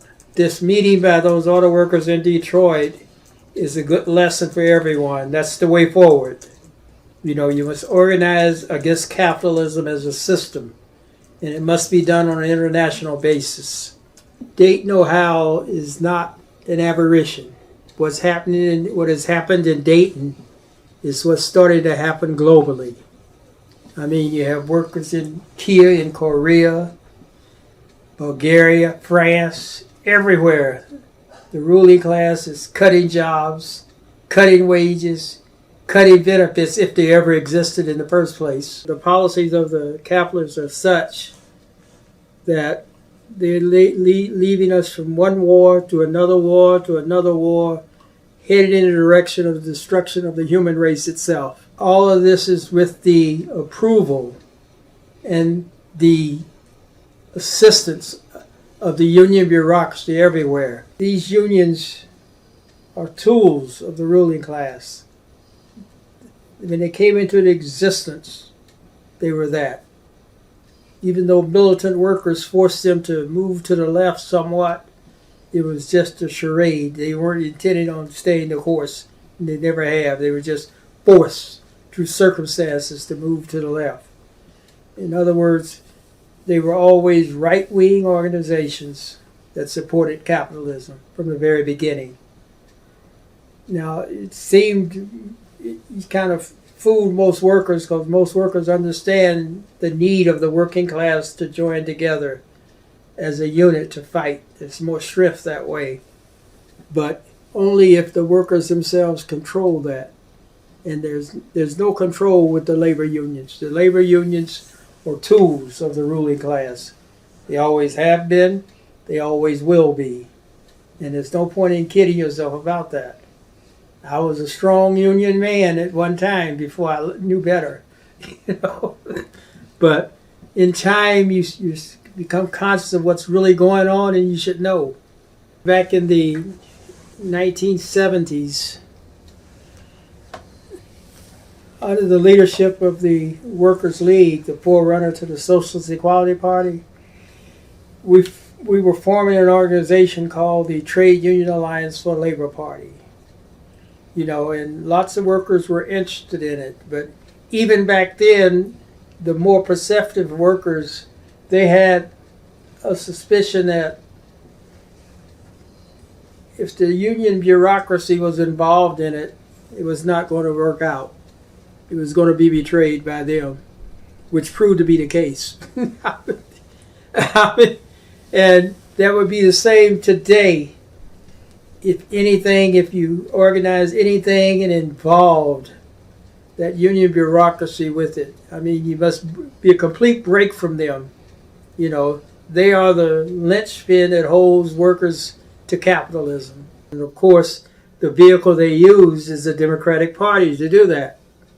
You know, you go to any union hall or in Ohio and in most places, every time there's an election, they're touting Democrats, vote Democrat, vote Democrat. And things continually get worse, even when Democrats are in there, which is now workers are beginning to understand that. And so because workers are now becoming conscious of that, they're going to say more and more, vote Democrat. They're going to say, you did just enough of you didn't vote for the Democrats. You know, and now the Democrats, under like people like Bernie Sanders and some of these other people, are calling themselves socialists. Right. Because they understand that you can't sell capitalism to the working class anymore. So they've got to find something to sell. And so they're selling off these Democrats as socialists when they're not socialists. They're Democrats. They support capitalism to their dying day. This meeting where you discuss workers' committees to take over their own leadership is an indication of workers being, quite frankly, conscious of what they must do. And that's to me is the whole importance of the whole thing, is being conscious of what has to be done. The only way that you can free yourself from this terrible wage slavery today and the threat of war that's looming before us all is to abolish capitalism as a system. Only the working class has the power to do that, but a power that they must consciously use and be conscious of their power instead of thinking that you can't do anything because these people are rich and powerful. That is not the case. The case is that the working class is a lot more powerful than the bourgeoisie. You know, it's just a matter of organizing itself properly. And that means organizing itself into the Fourth International. This year is the 80th anniversary of the Fourth International. So it has existed and has fought all that for the last 80 years for the liberation of the working class. No one else has done that. And so I would ask people to join the Fourth International, wherever you live, whatever country you're in, wherever you work, or whatever job you do. It is your only salvation. It is the only way forward for the human race to survive and continue to exist. The case for a Labor Party was motivated by the intervention of the SLL and Healy against Wolforth's tendency to veer away from this demand or to conjoin it to other activities, such as his prison letter campaign, as Evan mentioned. The pamphlet stated, "We call on the labor movement to hold a Congress of Labor and construct such a party, but we do not rely on the present labor bureaucracies to carry out such a task. What is required is a break from all the compromises with capitalism, which has created a labor bureaucracy far removed from the ranks. This bureaucracy lives more like bosses than workers. The labor bureaucracy will resist such a break to the end. We must therefore construct a new leadership in the trade unions fighting to carry out this task. As a first step in this, we are calling on all trade unionists who favor a public party to come together to form an organization in the trade unions to fight for such a party." The founding conference of TUALP was held in Chicago in the fall of 1972 and was attended by workers from virtually every section of industry. There was a major intervention among workers to build TUALP. And in this slide, we see the circulation among IAM members in Chicago of a petition supporting the 1972 conference. There were many interviews with workers supporting the 1975 conference as well. And here in one, we can see in the corner a lengthy interview with the famed British actress, Julie Christie. A second conference was held in St. Louis in February of 1973. The largest TUALP conference gathered in Detroit on April the 12th and 13th, 1975, with more than 325 delegates in attendance. It was followed on April 20th, 1975 by a West Coast gathering in Los Angeles that included 65 delegates representing longshoremen, actors and actresses, auto workers, among others. All major American industries and more than a dozen unions were represented at the two 1975 conferences. The bulletin reported on the resolution emerging from the Detroit TUALP conference. The 325 trade unionists, unemployed workers, and youth from the East Coast and Midwest regions pledged to build the Workers' League and its industrial section, the TUALP, around socialist policies, defend the basic right of the working class to jobs and a decent standard of living. The conference issued a call to all trade unionists and workers to fight for a general strike, to force the Ford Rockefeller government out, and for the building of a labor party as the American imperialism in China as a victory for American workers. The theoretical and organizational developments reflected in the Labor Party demand and in TUALP emerged from the party's international perspective and through constant struggle among many sections of the American working class. One could offer as examples innumerable workers' leagues interventions. There is truly an embarrassment of riches. The coverage, as these slides show in the bulletin, of worker struggles, interviews, photographs, interventions, is expansive. It still provides an example for us today. But here we will focus on what was the most significant of all, the coal industry. As we go on with the report, we'll present in slide form a sampling of our coverage from the bulletin. The coal miners had been the most persistently militant section of the working class for long decades, stretching back to the 1890s. In the 1920s and 1930s, what were called mine wars raged in many states between the United Mine Workers, or the UMW, and the coal operators, but also between insurgent rank-and-file miners and the UMW. Socialism had historic influence in the coal patches, even in allegedly backward places like Southern Illinois and West Virginia. The industry declined after World War II. The problem, as longtime UMW head John L. Lewis once put it, was, quote, too many miners, too many mines. But then the economic expansion of the 1960s and the oil shocks of the 1970s increased once again the demand for bituminous coal. The coal fields drew a generation of young workers in the 1970s, many of them Vietnam War veterans. Over the course of that decade, the coal miners again took their place at the head of the working class. Wildcat strikes raged by the hundreds year after year. The young miners, feeling their power, again and again defied the national contracts negotiated by the corrupt UMW bureaucracy. David North, then the labor editor of the Bulletin, led the charge into the coal fields in the early 1970s. The Workers' League intervened among rank-and-file workers in the explosive coal miners' struggles in Harlan County, Kentucky in 1973 and 1974. And over the course of the decade, the Bulletin produced hundreds of articles and countless interviews with coal miners from West Virginia, Virginia, Kentucky, Ohio, Pennsylvania, and Illinois, with datelines from such places as Welch, West Virginia. One reporter heavily involved in this work was a young and courageous comrade named Tom Heenahan. Reading the dispatches from the coal fields in the mid-1970s reminds the reader of what the ICFI lost in his political assassination in 1977.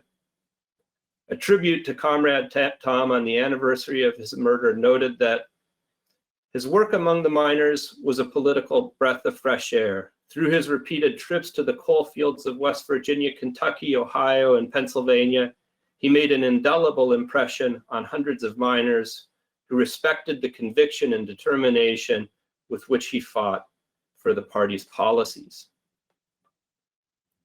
The deepening work in coal in 1974 took place virtually simultaneously to Wolforth's Renegacy. Wolforth, for his part, wrote off the coal miners. In a discussion, Comrade David told me and Evan that Wolforth belittled the work in Appalachia, accusing David of, quote, gallivanting around the coal fields, unquote. Wolforth indeed thought that the fight among the coal miners was a waste of time, as he wrote in November of 1974. Quote, the very nature of mining in the United States places a great limit upon our ability to intervene in a party way. The mines are located in a culturally backward part of the country, distant from any cities. At this stage in the development of the American working class, it is not possible to build significant party branches in the small towns of the rural mining areas, unquote. This amidst the greatest eruption of mine worker struggles in decades. Another element of Wolforth's criticism bears special notice, given the pseudo-left's recent promotion of Sean Fain and Sean O'Brien as reformers in the UAW and the Teamsters, respectively. Wolforth attacked the Workers' League for being too critical of the supposedly progressive young leader of the UMW, Arnold Miller. Quote, Miller led a massive movement of rank-and-file miners against the corrupt Boyle leadership, Wolforth wrote. Wolforth's position was that by exposing Miller, the Workers' League was in league with former UMW President Boyle, who had been responsible for the murder of a union rival, Jock Yablonsky, in 1969. The Workers' League responded in what makes Wolforth run. Miller did not lead the movement, but jumped onto it in order to channel it into the arms of the government. We agree with Trotsky when he explained that the leadership of the American trade unions reflects not so much the proletariat as the bourgeoisie. We do not orient toward Miller or Boyle, but toward the tens of thousands of miners forced into struggle to defend their basic rights, unquote. Wolforth's position was common to the entire middle-class radical milieu, which was casting about for space within the trade union apparatus by latching on to supposed reformers. The end result of this a half-century later is that yesterday's middle-class radicals are today's bureaucrats. We see this with labor notes and Teamsters for a Democratic Union, as well as with Wolforth's former partner Nancy Fields, who after leaving the Workers' League and after a brief layover in the SWP, quickly rose to the executive council of the AFL-CIO. The Workers' League early identified the ruling class counteroffensive that was gathering in the mid-1970s and persistently warned workers of its implications. This was well before Thatcher and Reagan. As Trotsky had predicted so much earlier, the decline of American capitalism would present to workers the objective necessity of taking the road of political struggle. On July 12, 1974, in a statement entitled "The Labor Party and the American Working Class," the Bulletin wrote, with great foresight, "The wage offensive, while extremely important as the expression of the movement of the working class, encourages the illusion that militant strikes are sufficient to meet the attacks of the capitalist. But these strikes will deepen the economic crisis as workers resist every attempt to lower their living standards. This resistance compels the capitalists to intensify their attack and actually seek to destroy the trade unions and basic rights of workers." The Workers' League thoroughly analyzed the global crisis of capitalism. The defeat in Vietnam and Nixon's resignation after Watergate did not signify, it warned, that the American ruling class was defanged. The pages of the Bulletin analyzed the promotion of mass unemployment as a tool to combat the working class. It exposed the deployment of counter-revolutionary violence all over the world, including in Latin America, as we've heard. The Bulletin was extremely sensitive to government espionage in the working class, an outlook invigorated by the Security and Fourth International investigation, which Eric will address.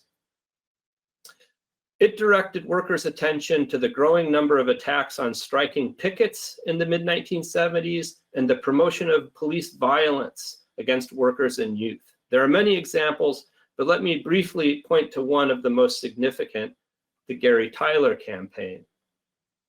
As comrades have seen in recent coverage of Gary Tyler on the WSWS, the defense of this youth, framed up and imprisoned by a viciously racist and anti-working class judicial system, was a campaign of immense importance in our party's history. It included two conferences in 1976 in Detroit and Harlem that together drew 700 workers and youth. The campaign directed the Young Socialists, the youth organization of the Workers' League, to the working class. The YS gathered over 100,000 signatures in Tyler's defense, as well as the endorsement of unions representing millions of workers. The pamphlet, the frame-up of Gary Tyler, sold in the tens of thousands. It was through the Gary Tyler campaign that the Workers' League met New York City transit worker Ed Wynn, who had been born and raised in the Jim Crow South. Comrade Fred Mazelis, in an anniversary essay on the 25th anniversary of Wynn's death, noted that it was also Tom Heenahan who had played, quote, the key role in recruiting Ed Wynn into the Workers' League, unquote. Wynn joined the Workers' League in early 1976. After Comrade Tom's assassination, Wynn summoned the support of tens of thousands of transit workers to bring the killers to trial. In December of 1977, Wynn won election to the board of TWU Local 100 in New York, running on a program calling for the building of a labor party based on socialist policies. In the 1980 New York transit worker strike, Wynn played an important role in countering the TWU bureaucracy's effort to betray the struggle. It was within this context of the gathering ruling class counteroffensive that the Workers' League refined and developed the Labor Party demand. It drew sharper lines of demarcation against reformist conceptions. It explicitly opposed the farming off of the building of the Labor Party to the unions. As Comrade North writes, the party was attempting to formulate more exactly the relationship between the fight for the Labor Party and the development of the Workers' League as a revolutionary party. We had come to recognize that there existed the danger that the fight for the establishment of a revolutionary party could be blurred by the demand for a Labor Party of a politically indistinct character. We recognized the persistent danger that the independent tasks of the revolutionary movement could be lost in the general demand for the formation of another working class party. Moreover, the way in which the call for the Labor Party was formulated as a demand addressed to the trade union bureaucracy carried with it the danger of subordinating the Workers' League to the maneuvers of that bureaucracy. The development of the 1978 Perspectives document was anticipated by those of November 1975 and January 1977.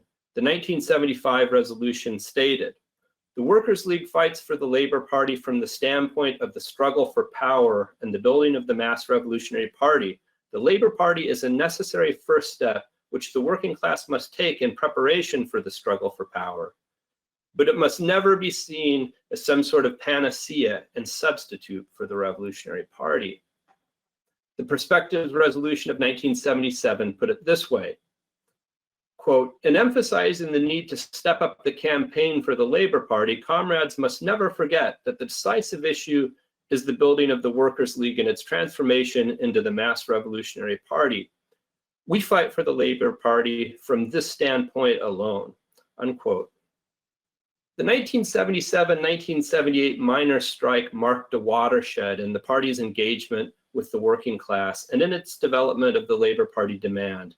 The 111-day struggle, which began on December 6, 1977, and ended on March 19, 1978, demonstrated the colossal power of the working class.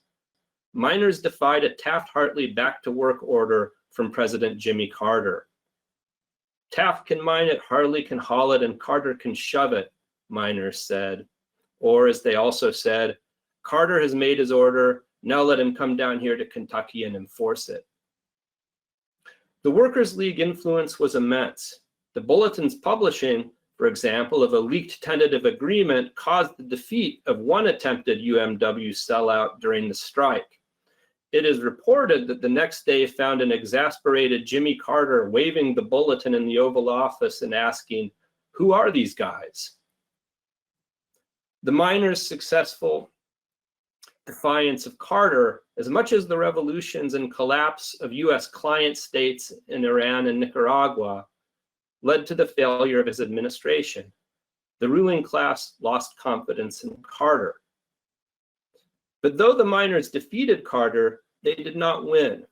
Defeat was snatched from the jaws of victory by the UMW, which imposed what was in effect a concessions contract. The party's extensive intervention culminated in the April 1978 pamphlet, Lessons of the Miners' Strike. It was a stark warning to the working class, and one that turned out to be terribly accurate. Quote, "The fundamental lesson of the miners' strike is the need for the construction of revolutionary leadership inside the working class. The miners' strike marks the end for all time of the period of class compromise based on the boom and the start of a period of the most explosive class confrontation. It proves that living standards, union rights, medical and pension benefits, every one of the gains made by labor since the 1930s cannot be defended today outside of a fight to destroy the system itself. At its heart, this means a fight by the working class to take power into its own hands. But not a single step forward can be taken in this fight without the building and training of a revolutionary leadership in the working class." The Workers' League's appreciation of shifting class relations on a global scale, as evidenced in its analysis of the coal strike, laid the groundwork for a significant critical development in the Labor Party demand in the form of the 1978 Perspectives Resolution, the World Economic Political Crisis and the Death Agony of US Imperialism, which was submitted by the Political Committee on November the 7th, 1978. The document begins with a far-reaching analysis of the global economic crisis. Comrades Nick and Max have dealt with this question already.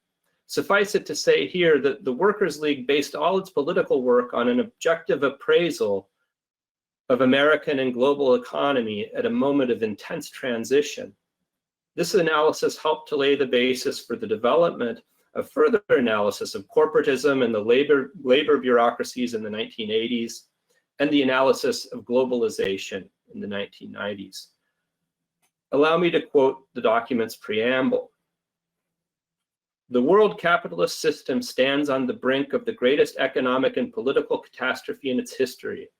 During the 7 years since the collapse of the Bretton Woods Agreement, the international bourgeoisie has exhausted virtually all its financial resources, as well as the credit mechanisms upon which it has relied.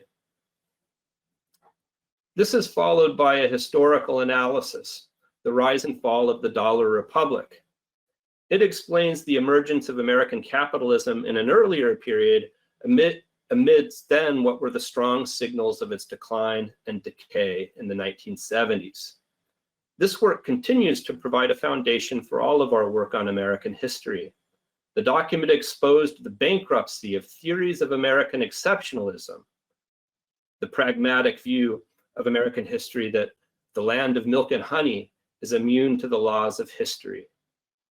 It notes, quote, "The history of the working class can be grasped only in its dialectical relationship to the growth of the productive forces of American capitalism.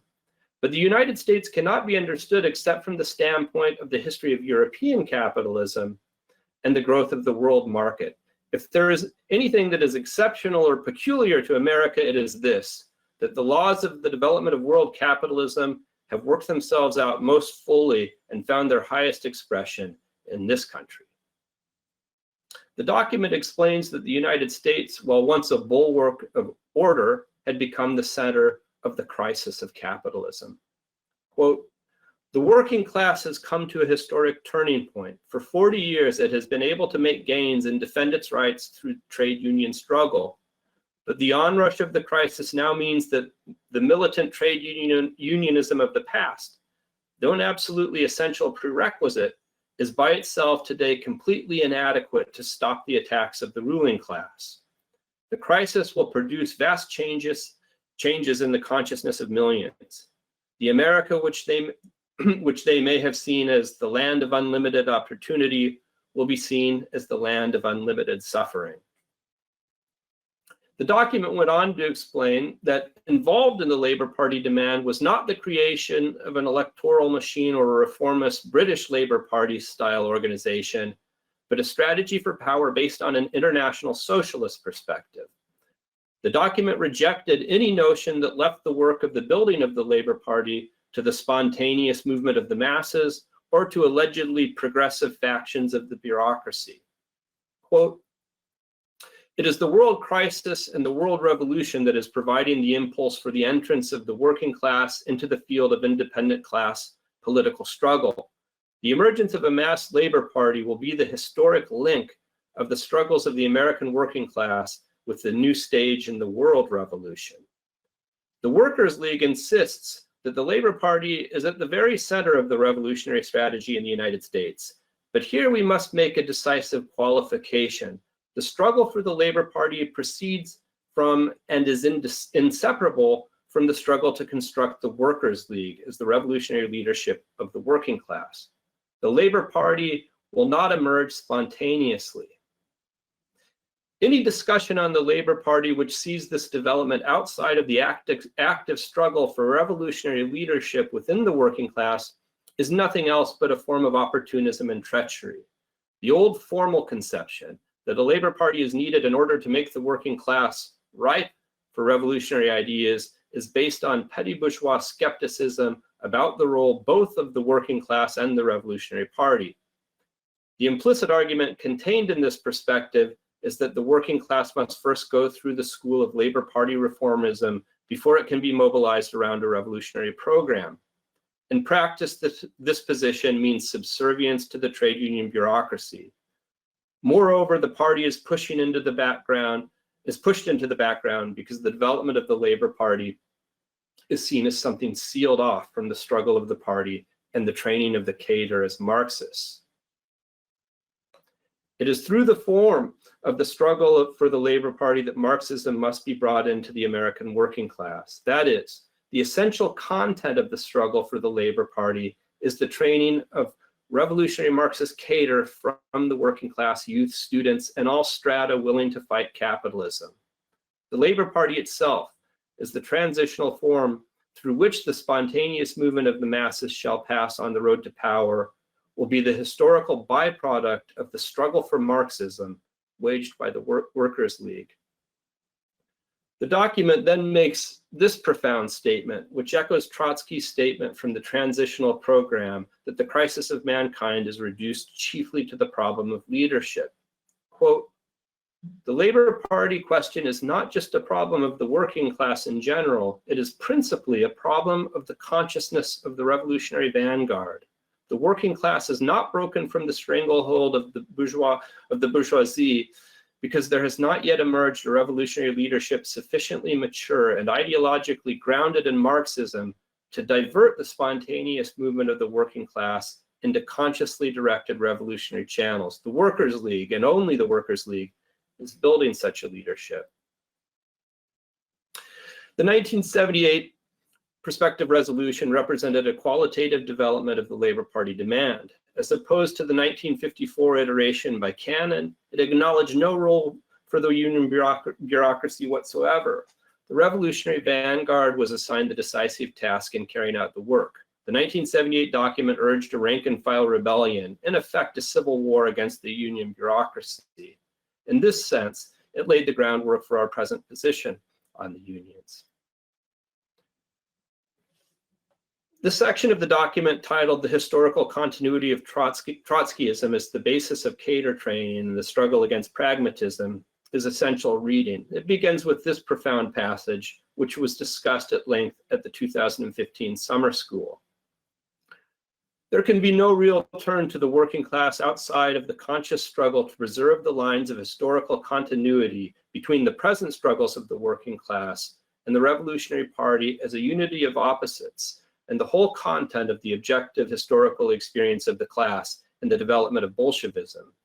It is only from the standpoint of the struggle to base the whole work of the party on the historical gains of the struggle against revisionism and the immense political and theoretical capital that is the heritage left by Trotsky to the Fourth International, that the fight against pragmatism within the ranks of the party, and therefore in the working class itself, can be seriously mounted.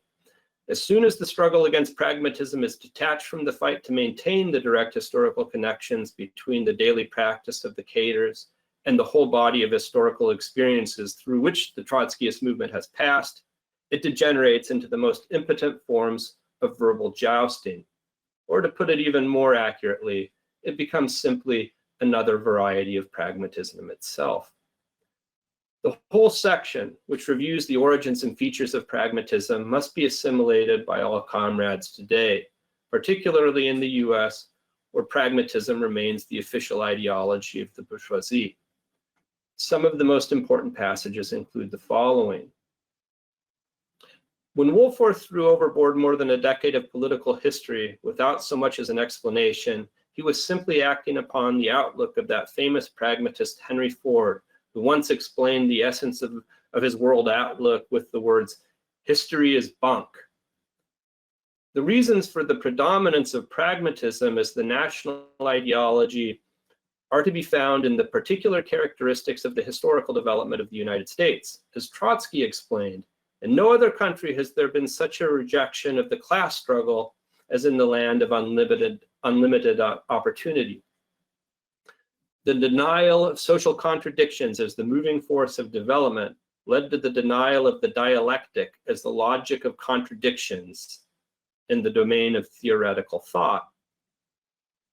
Now, objective conditions make possible a final reckoning with the pragmatic mode of thinking, whose bankruptcy becomes more self-evident every day. The transformation of the land of unlimited opportunity into the land of unlimited suffering will produce immense possibilities for the development of Marxism. We may paraphrase Trotsky afresh. The acceptance of social contradictions as the moving force of development will lead to the acceptance of the dialectic as the logic of contradictions in the domain of theoretical thought. But the struggle against pragmatism must be waged consciously within the party each day. The essence of this struggle is the training of cadre on the basis of the historical continuity of Trotskyism. Finally, this section of the document concludes with this powerful summation whose contents must be absorbed by every cadre of the ICFI today. The cadre of the Revolutionary Party must be trained to sensuously perceive the world crisis from the highest development of the historically elaborated practice of the World Trotskyist Movement, the International Committee. In other words, the development of the crisis and the class struggle can only be understood through the objective, collective, historically verified, and scientific practice of the party. The 1978 Prospective Resolution represents a milestone in the development of the Workers' League and the ICFI after Wolforth's resignation. It will be the subject of future lectures. Each section of the 1978 Perspectives Resolution is extremely rich and requires careful study. Carter's humiliation at the hands of the coal miners in 1977-78 ensured the destruction of his administration and paved the way for Reagan. But before he left office, Carter in 1979 collaborated with the UAW bureaucracy to bail out Chrysler through the impoverishment of its workforce, in exchange for UAW chief Douglas Fraser securing a seat on the corporate board. The same year, Carter appointed Chase Manhattan Bank executive Paul Volcker to head the Federal Reserve. Volcker jacked up interest rates past 20%, as Comrade Max noted yesterday, creating the highest level of unemployment since the Great Depression. The standard of living of the average American has to decline, Volcker declared. The unions offered no resistance to the social devastation that ripped apart whole cities, the old citadels of working class power, like Detroit, Chicago, St. Louis, Buffalo, Pittsburgh, and many more.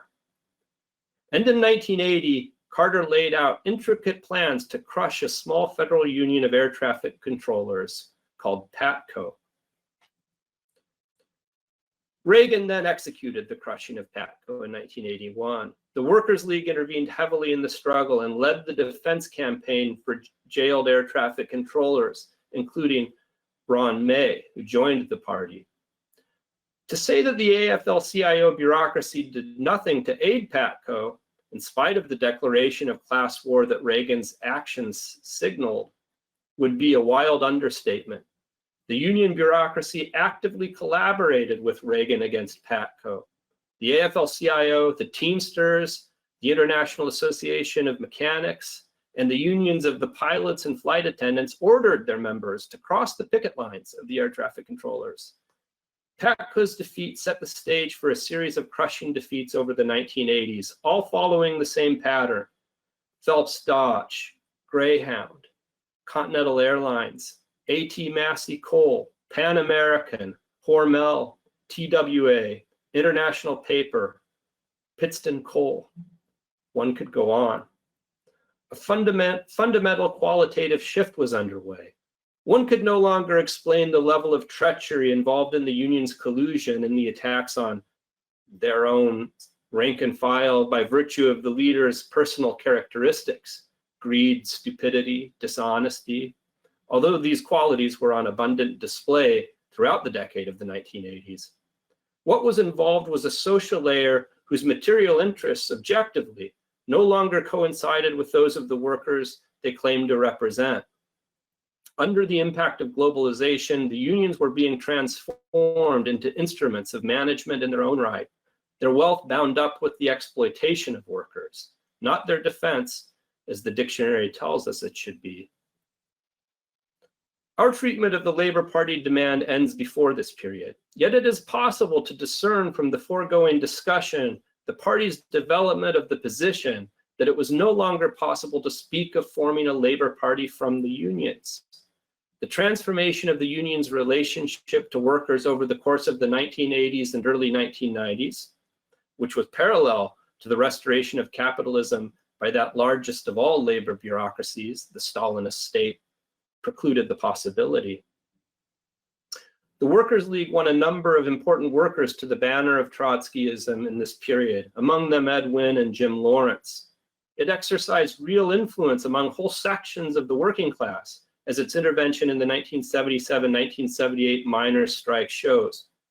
But the objective situation was not favorable. While a sense of militant solidarity prevailed among workers, the need for socialist politics to guide the struggle was not broadly understood. Decades of anti-communism had taken a toll. American workers were not prepared for the scale of the AFL-CIO's treachery in the 1980s. To this must be added the confusion introduced by the Pabloites and other revisionists among workers and youth. Yet the period laid the crucial groundwork for what was to follow. Based on its deepening engagement with the history of the ICFI and its turn to the working class coming out of the Wolforth affair, the Workers' League was able to draw lessons from the crushing defeats of the 1980s and the transformation of the unions. Above all else, the decline of the old mass organizations, the unions, social democracy, the Stalinist states, and the globalization of economic production offered new revolutionary possibilities. Conversely, the ebb tide of the mass movement of the British working class after 1974 found the WRP clinging ever more desperately to the old organizations that were then being washed out to sea: labor, third world nationalism, and the Soviet bureaucracy. Rather than conducting an objective analysis of the period and its perspective and rearming itself with the historic theoretical conquests of Trotskyism, the WRP repeated its mantra of, quote, the undefeated strength of the working class, unquote. The leaders of the WRP failed to press the offensive against revisionism because to do so would have required an acknowledgement of revisionism's growing influence in their own ranks, including in the leadership. As David North notes in The Heritage We Defend, not a single leader of the WRP wrote even one article analyzing the theory and politics of Wolforth's betrayal, unquote. This indifference, he writes, quote, expressed a theoretical indifference that reflected the WRP's turn already well underway away from the struggle which it had earlier waged against revisionism, unquote.